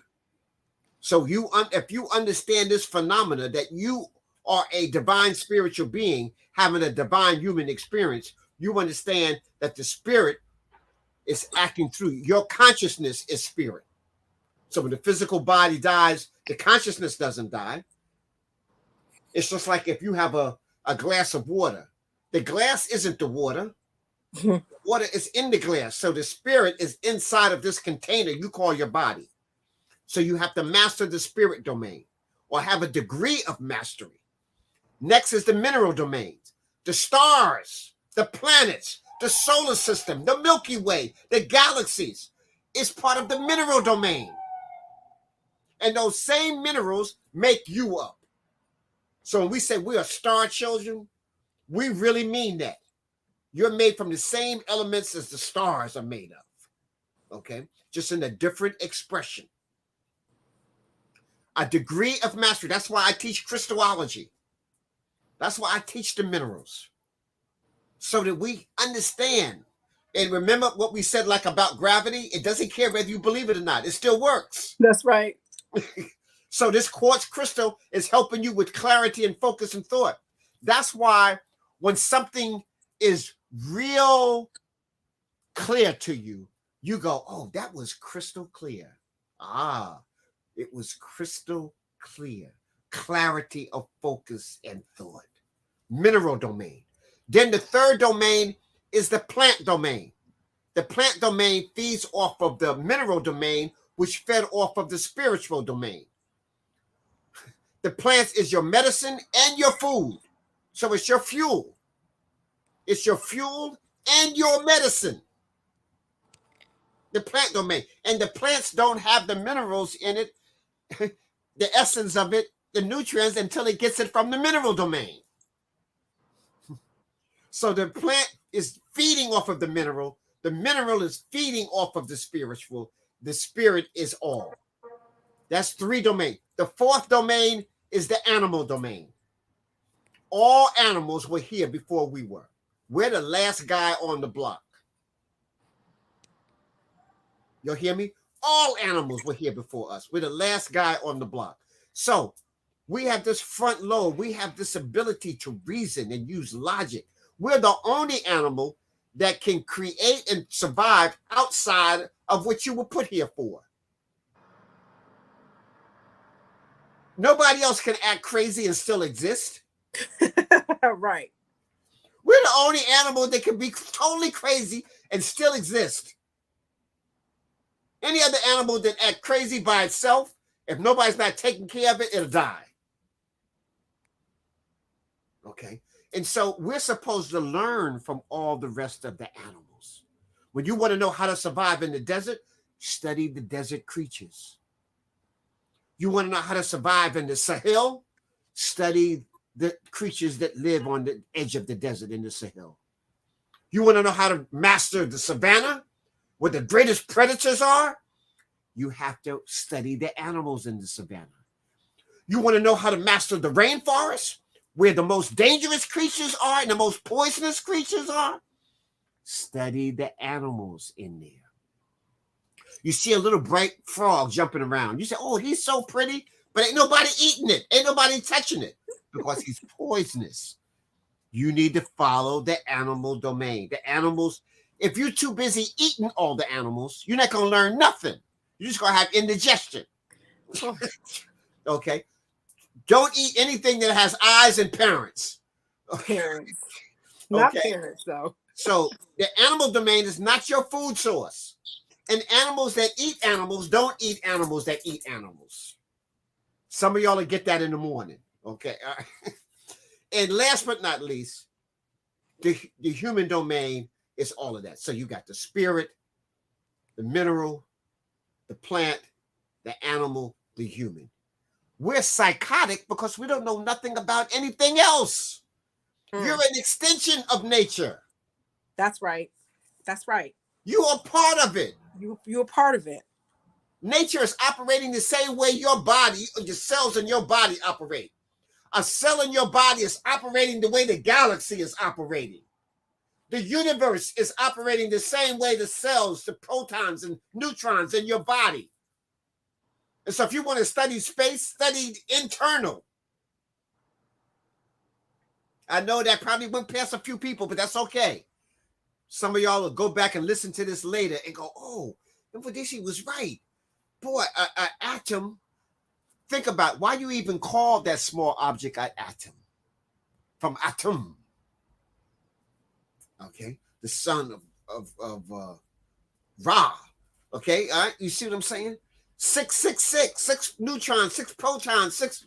You see, melanin is, you're a carbon-based person. Carbon is to minerals the way chlorophyll is to plants, the way melanin is to animals. Melanin is just carbon. Dua nature. Okay. Woo! That was when you have Baba Mfundishi explaining things like that, please put in the chat that you feel that energy. His explanations create space, create Kemetic space. His presence makes it Kemetic space. And therefore, the message, the teachings that he gives is properly placed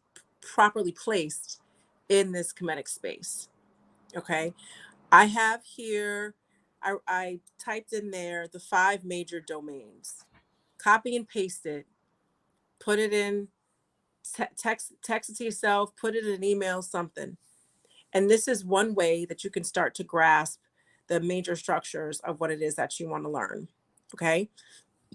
Baba, can you tell us about, as we're winding down, because it's 10:40, and I appreciate y'all hanging in there throughout today. When you experience these technical difficulties, I had to take that. I wanted to show it to you. We're going to show you that space. Baba, can you tell us about your initiations, about your Medu Netra class, about your crystal class, and about just reiterate your book? Okay. I want to first emphasize that on February the 4th, we'll be in Queens at the Jamaican Center. And that program is sponsored by Hoppy, and it's called Black Excellence. You're going to have Brother Kaba there, myself there, Professor Small there, Dr. Jeffries, Rosalind Jeffries, some powerhouses there talking about Black excellence. We set the standards of excellence on the planet. That's right. You have to understand that. Ancient Kemet was about excellence. In fact, I want y'all to just look at a wall in ancient Kemet. Even when the guy was planting the fields, he got this perfect pleated outfit on. His woman is planting with seeds. She looked like she's going to a ball. You know, they're showing you excellence every chance they get.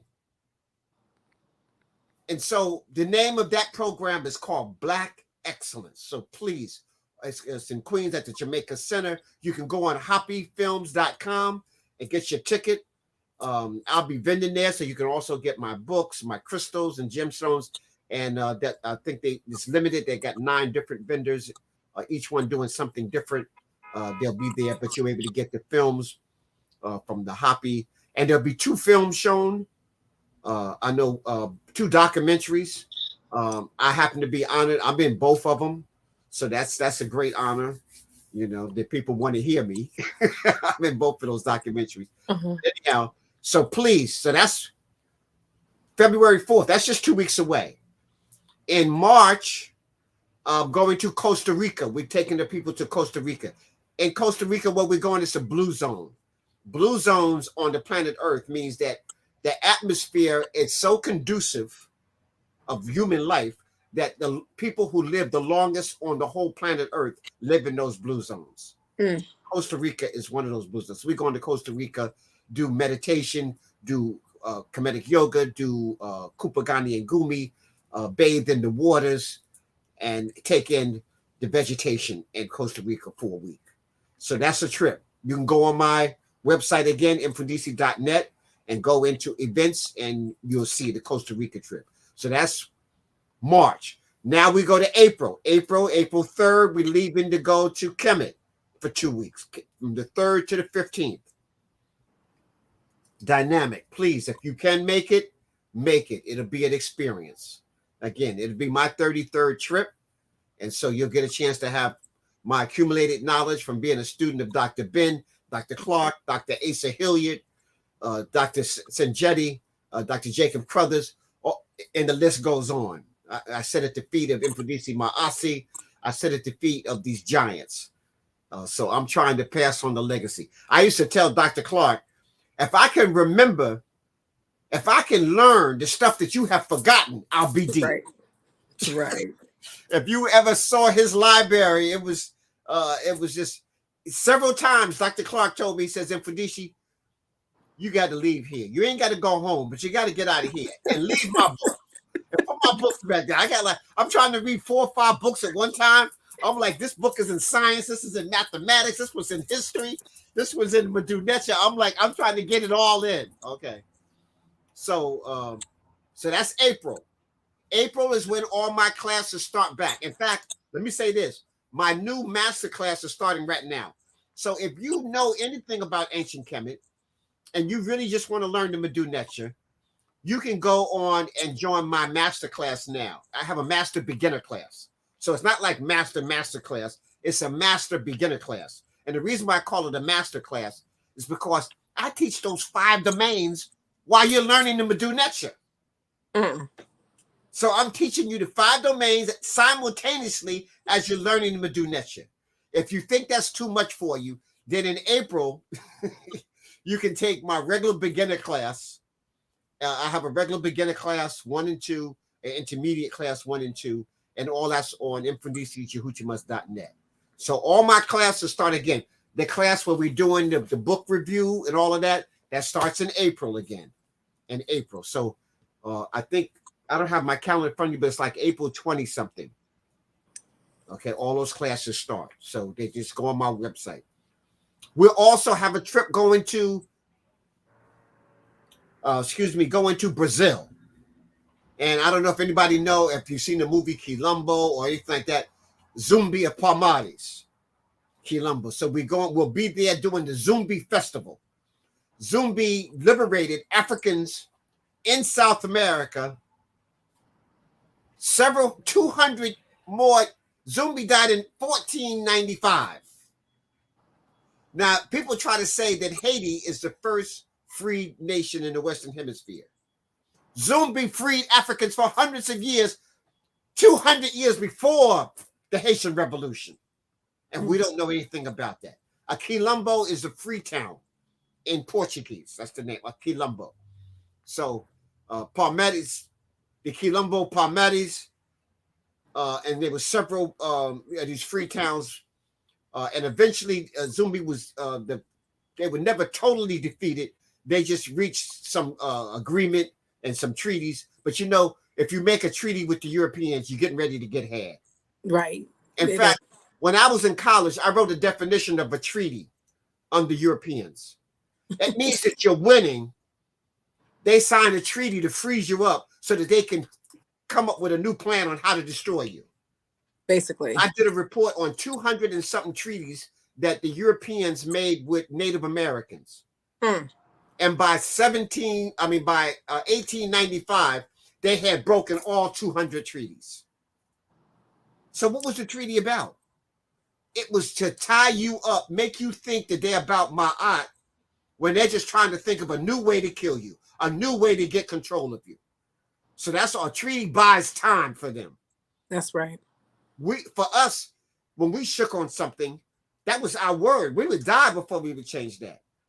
The Europeans is laughing. I got them. Okay. So that's a trip. It's going to be in November. So you're going to see the flyers is coming. The flyers being developed now. It'll be out the 1st of February. So you can start putting a deposit down to go. So we'll be 2 weeks in Brazil. I did 3 weeks this year, going to the different Colombos and stuff like that, speaking at the universities. But you want to take this trip to Brazil. It will change your perspective of what's happening with Africans around the world. The largest concentration of African people outside of the African continent is in Brazil. So I don't know if people knew that. Mm-hmm. So the largest concentration of people of African descent outside of the African continent is in South America, and in particular in Brazil. In Brazil. In Brazil. So I'm going to update the flyer, and I'm going to have the link and I'm going to put the link in the updated flyer, or I should say the updated message. There's not going to be a new flyer, but in the updated message where you saw the flyer. But And remember, they can go on Facebook and it'll say "Traveling with Mfundishi Jehutimas." Mm-hmm. That's And going to be the second. I'm sorry. Go ahead, Baba. I'm sorry. right, so that will also list all the things I just talked about, Mm-hmm. but we're specifically zeroing in on the Kemet trip because that's the Okay. next big thing, you know. So yeah, so and you know what, Baba, I'll run it by you first, so to make sure that the links are how you want them, and I'll update this notice, and then there you are, and you have it. And we had a little roller coaster ride of information and fun tonight on Tuesday Talk with Mfundishi. Before we leave, I'd like to address this question that Chris Key has. I'm down here in Alabama, the Bible Belt. I get so much backlash from friends and family because I don't believe in the Bible. I try and show them things I've read and learned. How do you deal with that? Okay, let me tell you just a few things. First of all, respect everybody where they're at. Yeah. That's my my father used to tell me, son, you can't whoop everybody who needs a whooping. Did you try to do that, Baba? I can see leave you that as to a the younger creator. Okay. And you can't correct everybody who needs corrected. The best thing you can do is try to load and get as much information as you can. You defeat them by becoming all that you profess to be. Mm-hmm. So first of all, you can tell them nobody in the Bible read the Bible. The Bible is not a history book. There's no dates in the Bible. Not one. Come on, y'all. Ain't no dates in the Bible. That today we would call this plagiary. I want to know who got the patent on the Bible, because that's plagiary. Then I did a course where the Psalms of Solomon were all written by Akhenaten. That's the 18th dynasty king in ancient Kemet, who was a philosopher. He wrote the Psalms of Solomon.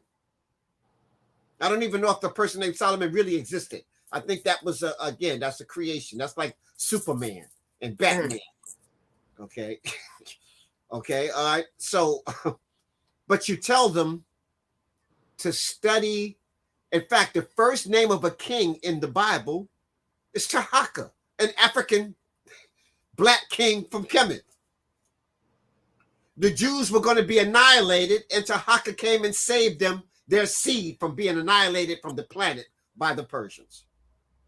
Those are facts. Tell them to look, and that in the Bible it says it's an allegory. Look up the word allegory. An allegory is a story that's not real that tries to shine light on a fact or a phenomena. Like I'm trying to teach a lesson, so I'll show you an allegory. You know, like for example, here's an allegory. Foxes, rabbits who go to fox school are definitely going to learn how to be rabbit stew. It's a fact. And if I give the rabbit a Nobel Peace Prize and there's no peace among the rabbits, then what did they really get it for? For being an ally of the fox. So now let me say this. We got 6, 7, 8 people of African descent who got Nobel Peace Prizes. Starting with Desmond Tutu, who was a bishop, a Catholic bishop priest during apartheid.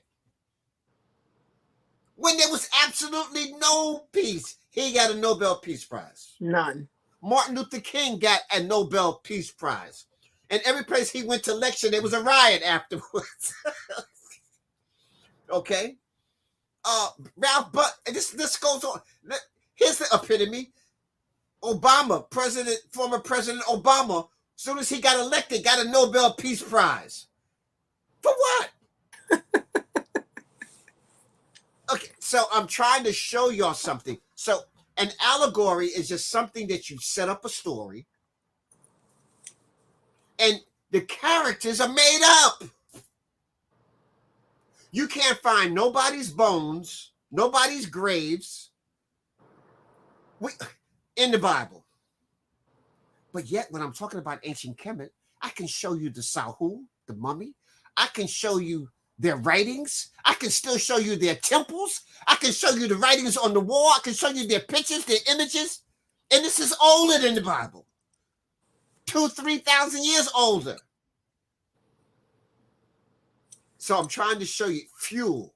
So remember, nobody in the Bible read the Bible. But let me say this. There are some good teachings in the Bible because they borrowed it from other people. They borrow stuff from the Sumerians. They borrow stuff from ancient Kemet.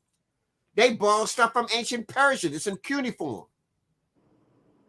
So they did a great job of patching. The book of, isn't Genesis the creation story?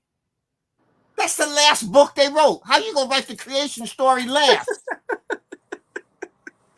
I can't, Baba.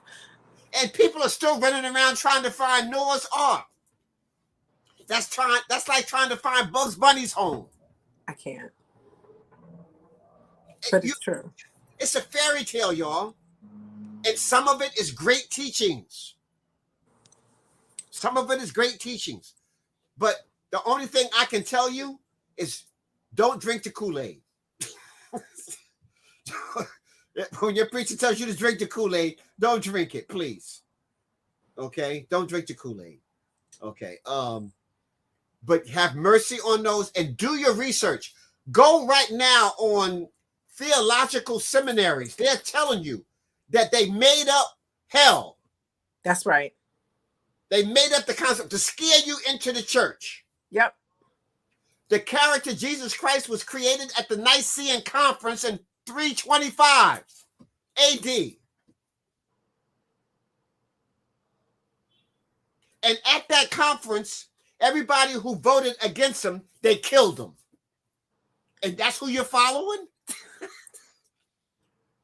Did y'all hear me? At the Nicene Conference? And this is documented. Don't take Mfundishi's word for it. I challenge you. Go read. You can get the book, the Nicene Conference. Okay? And it was the second major conference. And they created at that conference, they had a vote because most of the priests at that time were African. And so they had a vote on, is this going to be the new doctrine? We're going to make Jesus this character. You're going to do this. And so how many people are down with it? The majority of them said, no, we're not down with that. So the emperor said, okay, kill all them. Chopped all their heads off. He said, now, how many people's down with it? Okay. Now that's at the conference. That's a proven fact. The heads was just rolling on the ground and everything like that. And now you're following that?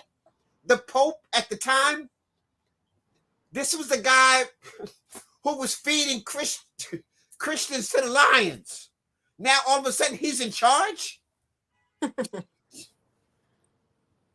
right, so y'all need, and if you're following King James Version, the Bible had been converted over 10,000 changes, over 10,000 times before you get the King James Version in 1619.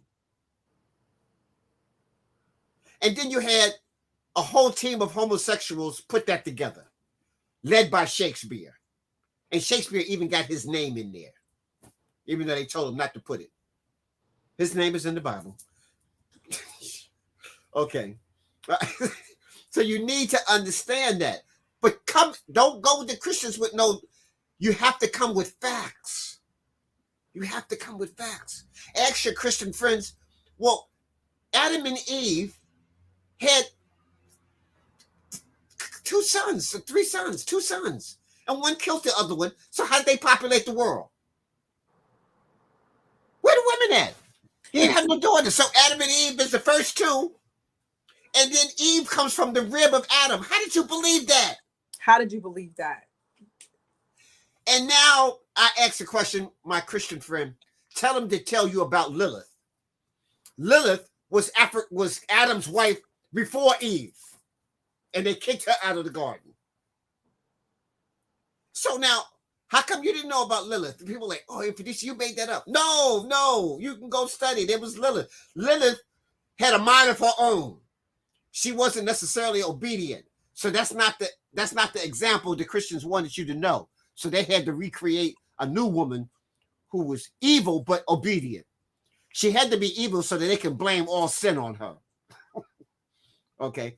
But then she had to also be obedient so that we can teach women to be obedient. Well, Lilith had a mind of her own. Okay, so, but come with them with facts. The theologian seminary are telling you that there's no such character as Jesus. He's imitating Horus. Here's a book. Tell the sister to read the book. 16 Crucified Saviors Before Christ. It's called 16 Crucified Saviors Before Christ. It talks about 16 people that did everything Jesus did before Jesus. And they're all imitating Heru of ancient Kemet. So I want to jump in and say, can one of my moderators put 16 crucified saviors before Jesus? Is that the name of the book? No, 16 Crucified Saviors Before Christ, yes. Before Christ. 16 crucified saviors before I Christ. think maybe before Jesus Christ or something like that there. Right. Mm-hmm. So yeah, so there's that. And Chris, I also want you to take a look at, I did a Tuesday talk. This question comes up a lot, especially during the holidays. Basically, how do you deal with your Christian family members who like refuse to look at facts and all of that? And how do you deal with them during Christmas? And yes, how do you deal with them when they don't? Listen, people have the right to be crazy. I want to start out by saying that. People have the right to be crazy. And you don't have the right to interfere with their craziness. Only if they ask you. I know sometimes if it's a family member, you think you're supposed to straighten them out. If they don't ask to be, or if you're not their caretaker, people have the right to be crazy. So that's number one. Number two, something like Christmas. You don't have to abandon Christmas, but you have to abandon the concept of the gift giving, the Santa Claus, the evergreen tree. Those are made up concepts. The 25th is when Sirius A emerges from the sky. That's the rebirth of the new sky, of the new star. So it was a astrological concept that took place in the sky, a real phenomena. On the 21st, the Sirius A, the brightest star, sinks down and it looks like it dies. And then 3 days later, and for 3 days you don't see it. And then after that, the 25th, it emerges 1 degree. And each day is 1 degree, 1 degree, 1 degree, until you get to the spring equinox, where it's even day and even night. So that passed over, that's the spring equinox. That all of these were originally astrological phenomena because we studied the heavens and the sky. Now, if you follow in stuff like Halloween, that's just ridiculous. That's just some European paganism, worshiping death and monsters and stuff like that. So, I mean, if you're into that, I can't even help you. Okay. That's just like following the worst that they have. You know, That's saying Thanksgiving, you need to be giving homage to the Native Americans. And you can call it Black Family Day, long as you ain't walking around with the turkey and the pilgrims and all of that. Because it was the reverse. They got it like the pilgrims were given thing. It was the Native Americans. So I have a concept that you hear me say, that we're upside down, inside out, and backwards. So most of the things they teach you, if you turn it around, you'll get the right understanding. Yep. The Nile river is flowing down north. They got it flowing up north. They got Africa upside down. But if I show it to you, you say Mfundishi is crazy. Because my master told me it's this way. Okay? So you need to relearn everything you think you know. Put that in quotes, Mfundishi quote. Don't forget everything. Relearn everything you think you know from an African center. There's a book called Afrocentricity. Read that book. It tells you how to center things. When Europeans make a treaty, it's from a European center.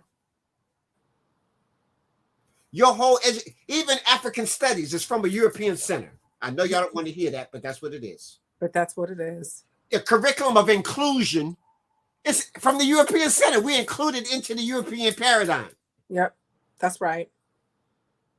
So That's you a need fact. to change that paradigm. That's what's faulty, the whole paradigm. So you got to change the way you look.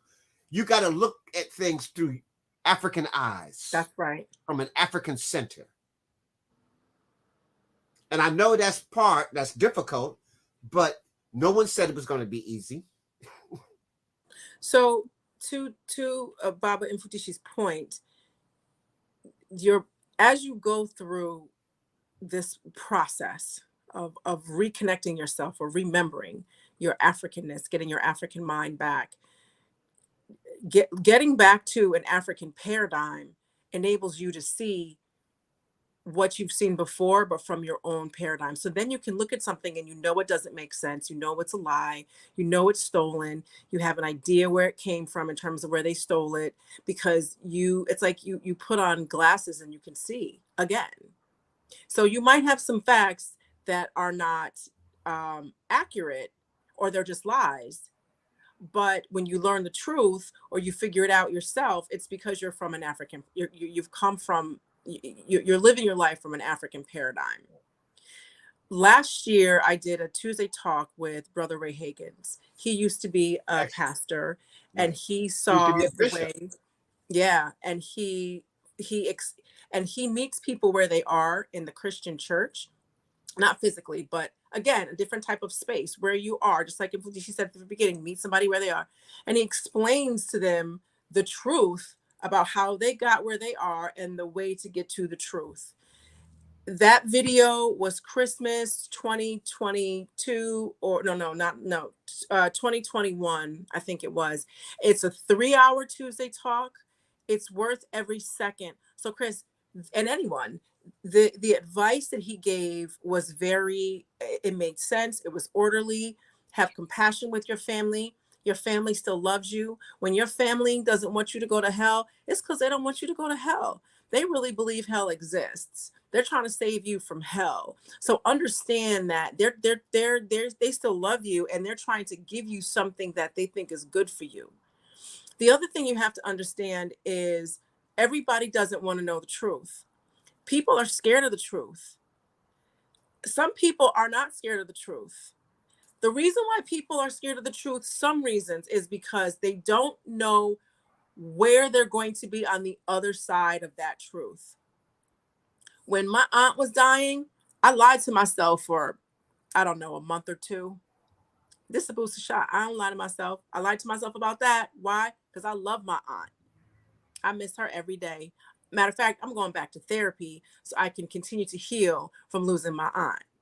All right. I pulled out my insurance cards to see if I could find me a therapist today.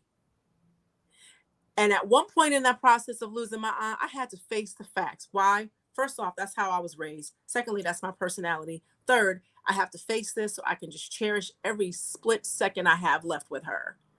And I was crushed and devastated. But you know what? I had to build myself back up. Some people don't want to be crushed and devastated. Right. Some people don't want to face the fear of asking the nurse directly, is my aunt going to die? And then waiting for that answer. Some people can't handle that. And here's a reality you have to deal with. Some people don't want to be saved. Some people don't want to know the truth. Thank you. They don't want to know the truth because they don't know how they're going to be after. Where do they go after that? Who do they believe in after that? Do you go to church after that? You mean to tell me, Pastor, you've been lying to me? I'm surprised pastors ain't getting their behinds whooped. Let me tell you like this. If I tithe, And if I gave my money and I believe, no, my little personality, my little segment that I have sometimes, I'm going to find you, Pastor, and I'm going to knock you out. Because you've been lying to me. I've been tithing, and you knew it was a lie. Stay in my sister. Stay Sorry. in my Sorry. Stay in my I'm just saying. Remember, everybody who needs a whooping, you don't have to whoop them. If you taking my money for 20 years, you better run when you see me coming. Because I'm just gonna bring it back to my aunt, just like Baba Mfundishi said. I'm surprised that there are some people who just haven't gone after them like that. Ultimately, what I'm saying is have compassion for them. They're afraid of the truth. They love you. They don't want you to go to hell.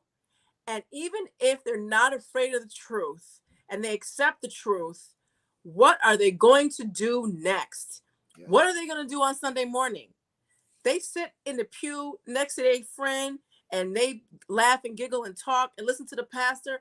It's a lot of it is the social component to it. Oh, yeah. You know what I'm saying? So that's like the club for them. Some people, church is like some people partying on Friday night. Well, these people are partying on Sunday. Thank you, Jesus. Right. You know. So it's like the club for them. But I need people to understand too that anytime your spiritual system condones slavery, that's a problem. People use the Christian Bible to condone slavery. That's right. The Jews they condone slavery. It's a partner with them. So how? I got a problem with that right there. When I was a kid, I had a problem with a child. I was like, how is this? Jesus answers all prayers. God answers all prayers. So I was like, well, if the slave, and this is a term, these are terms I used back as a kid. If the slaves prayed to end slavery and the slave owner prayed to keep it, God likes the slave owners because he kept it. So those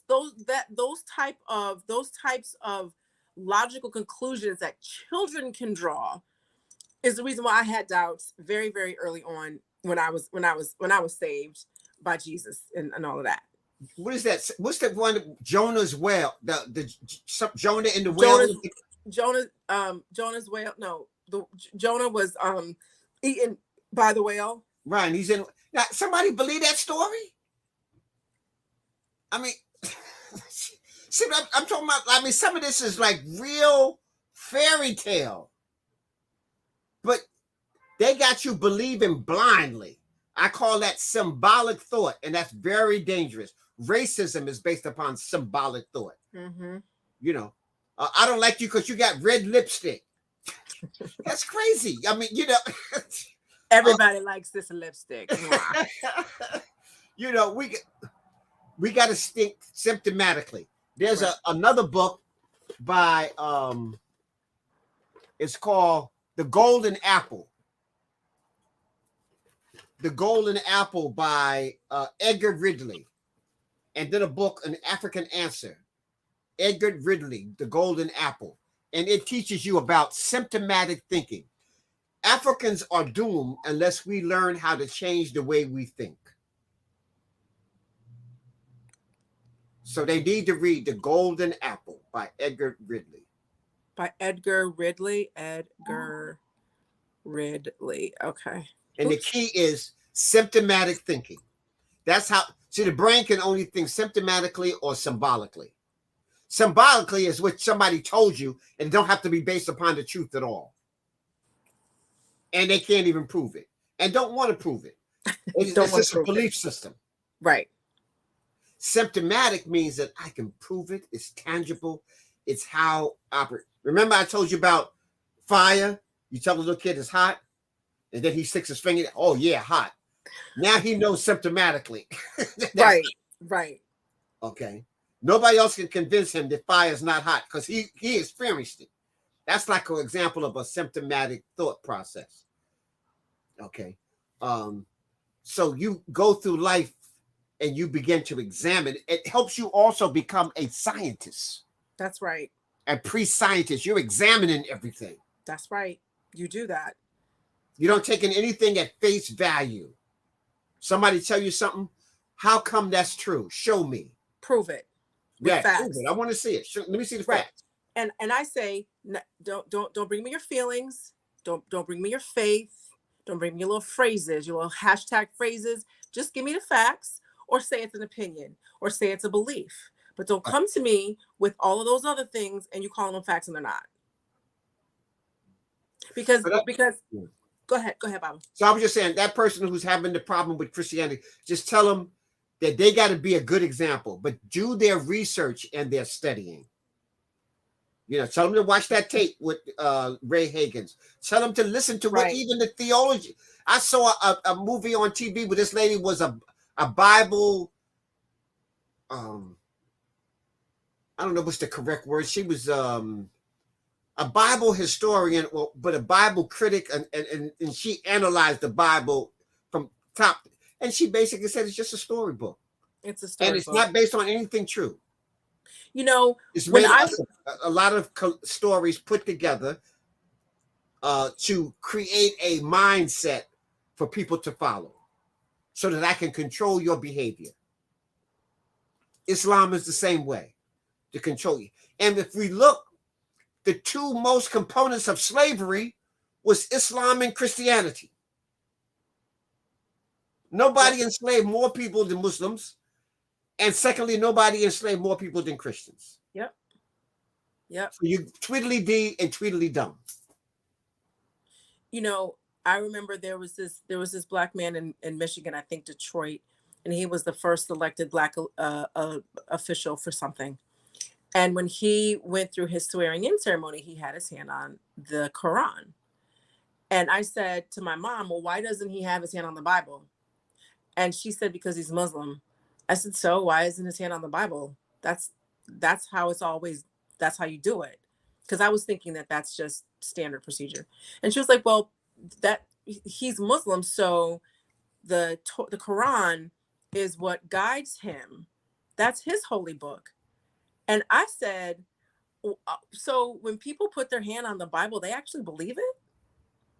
Like it took my mom to explain this to explain why this Muslim was putting his hand on the Quran, because I just thought it was all symbolic. Well, technically, the Quran is just an extension. It's supposed to be the correction of Christianity.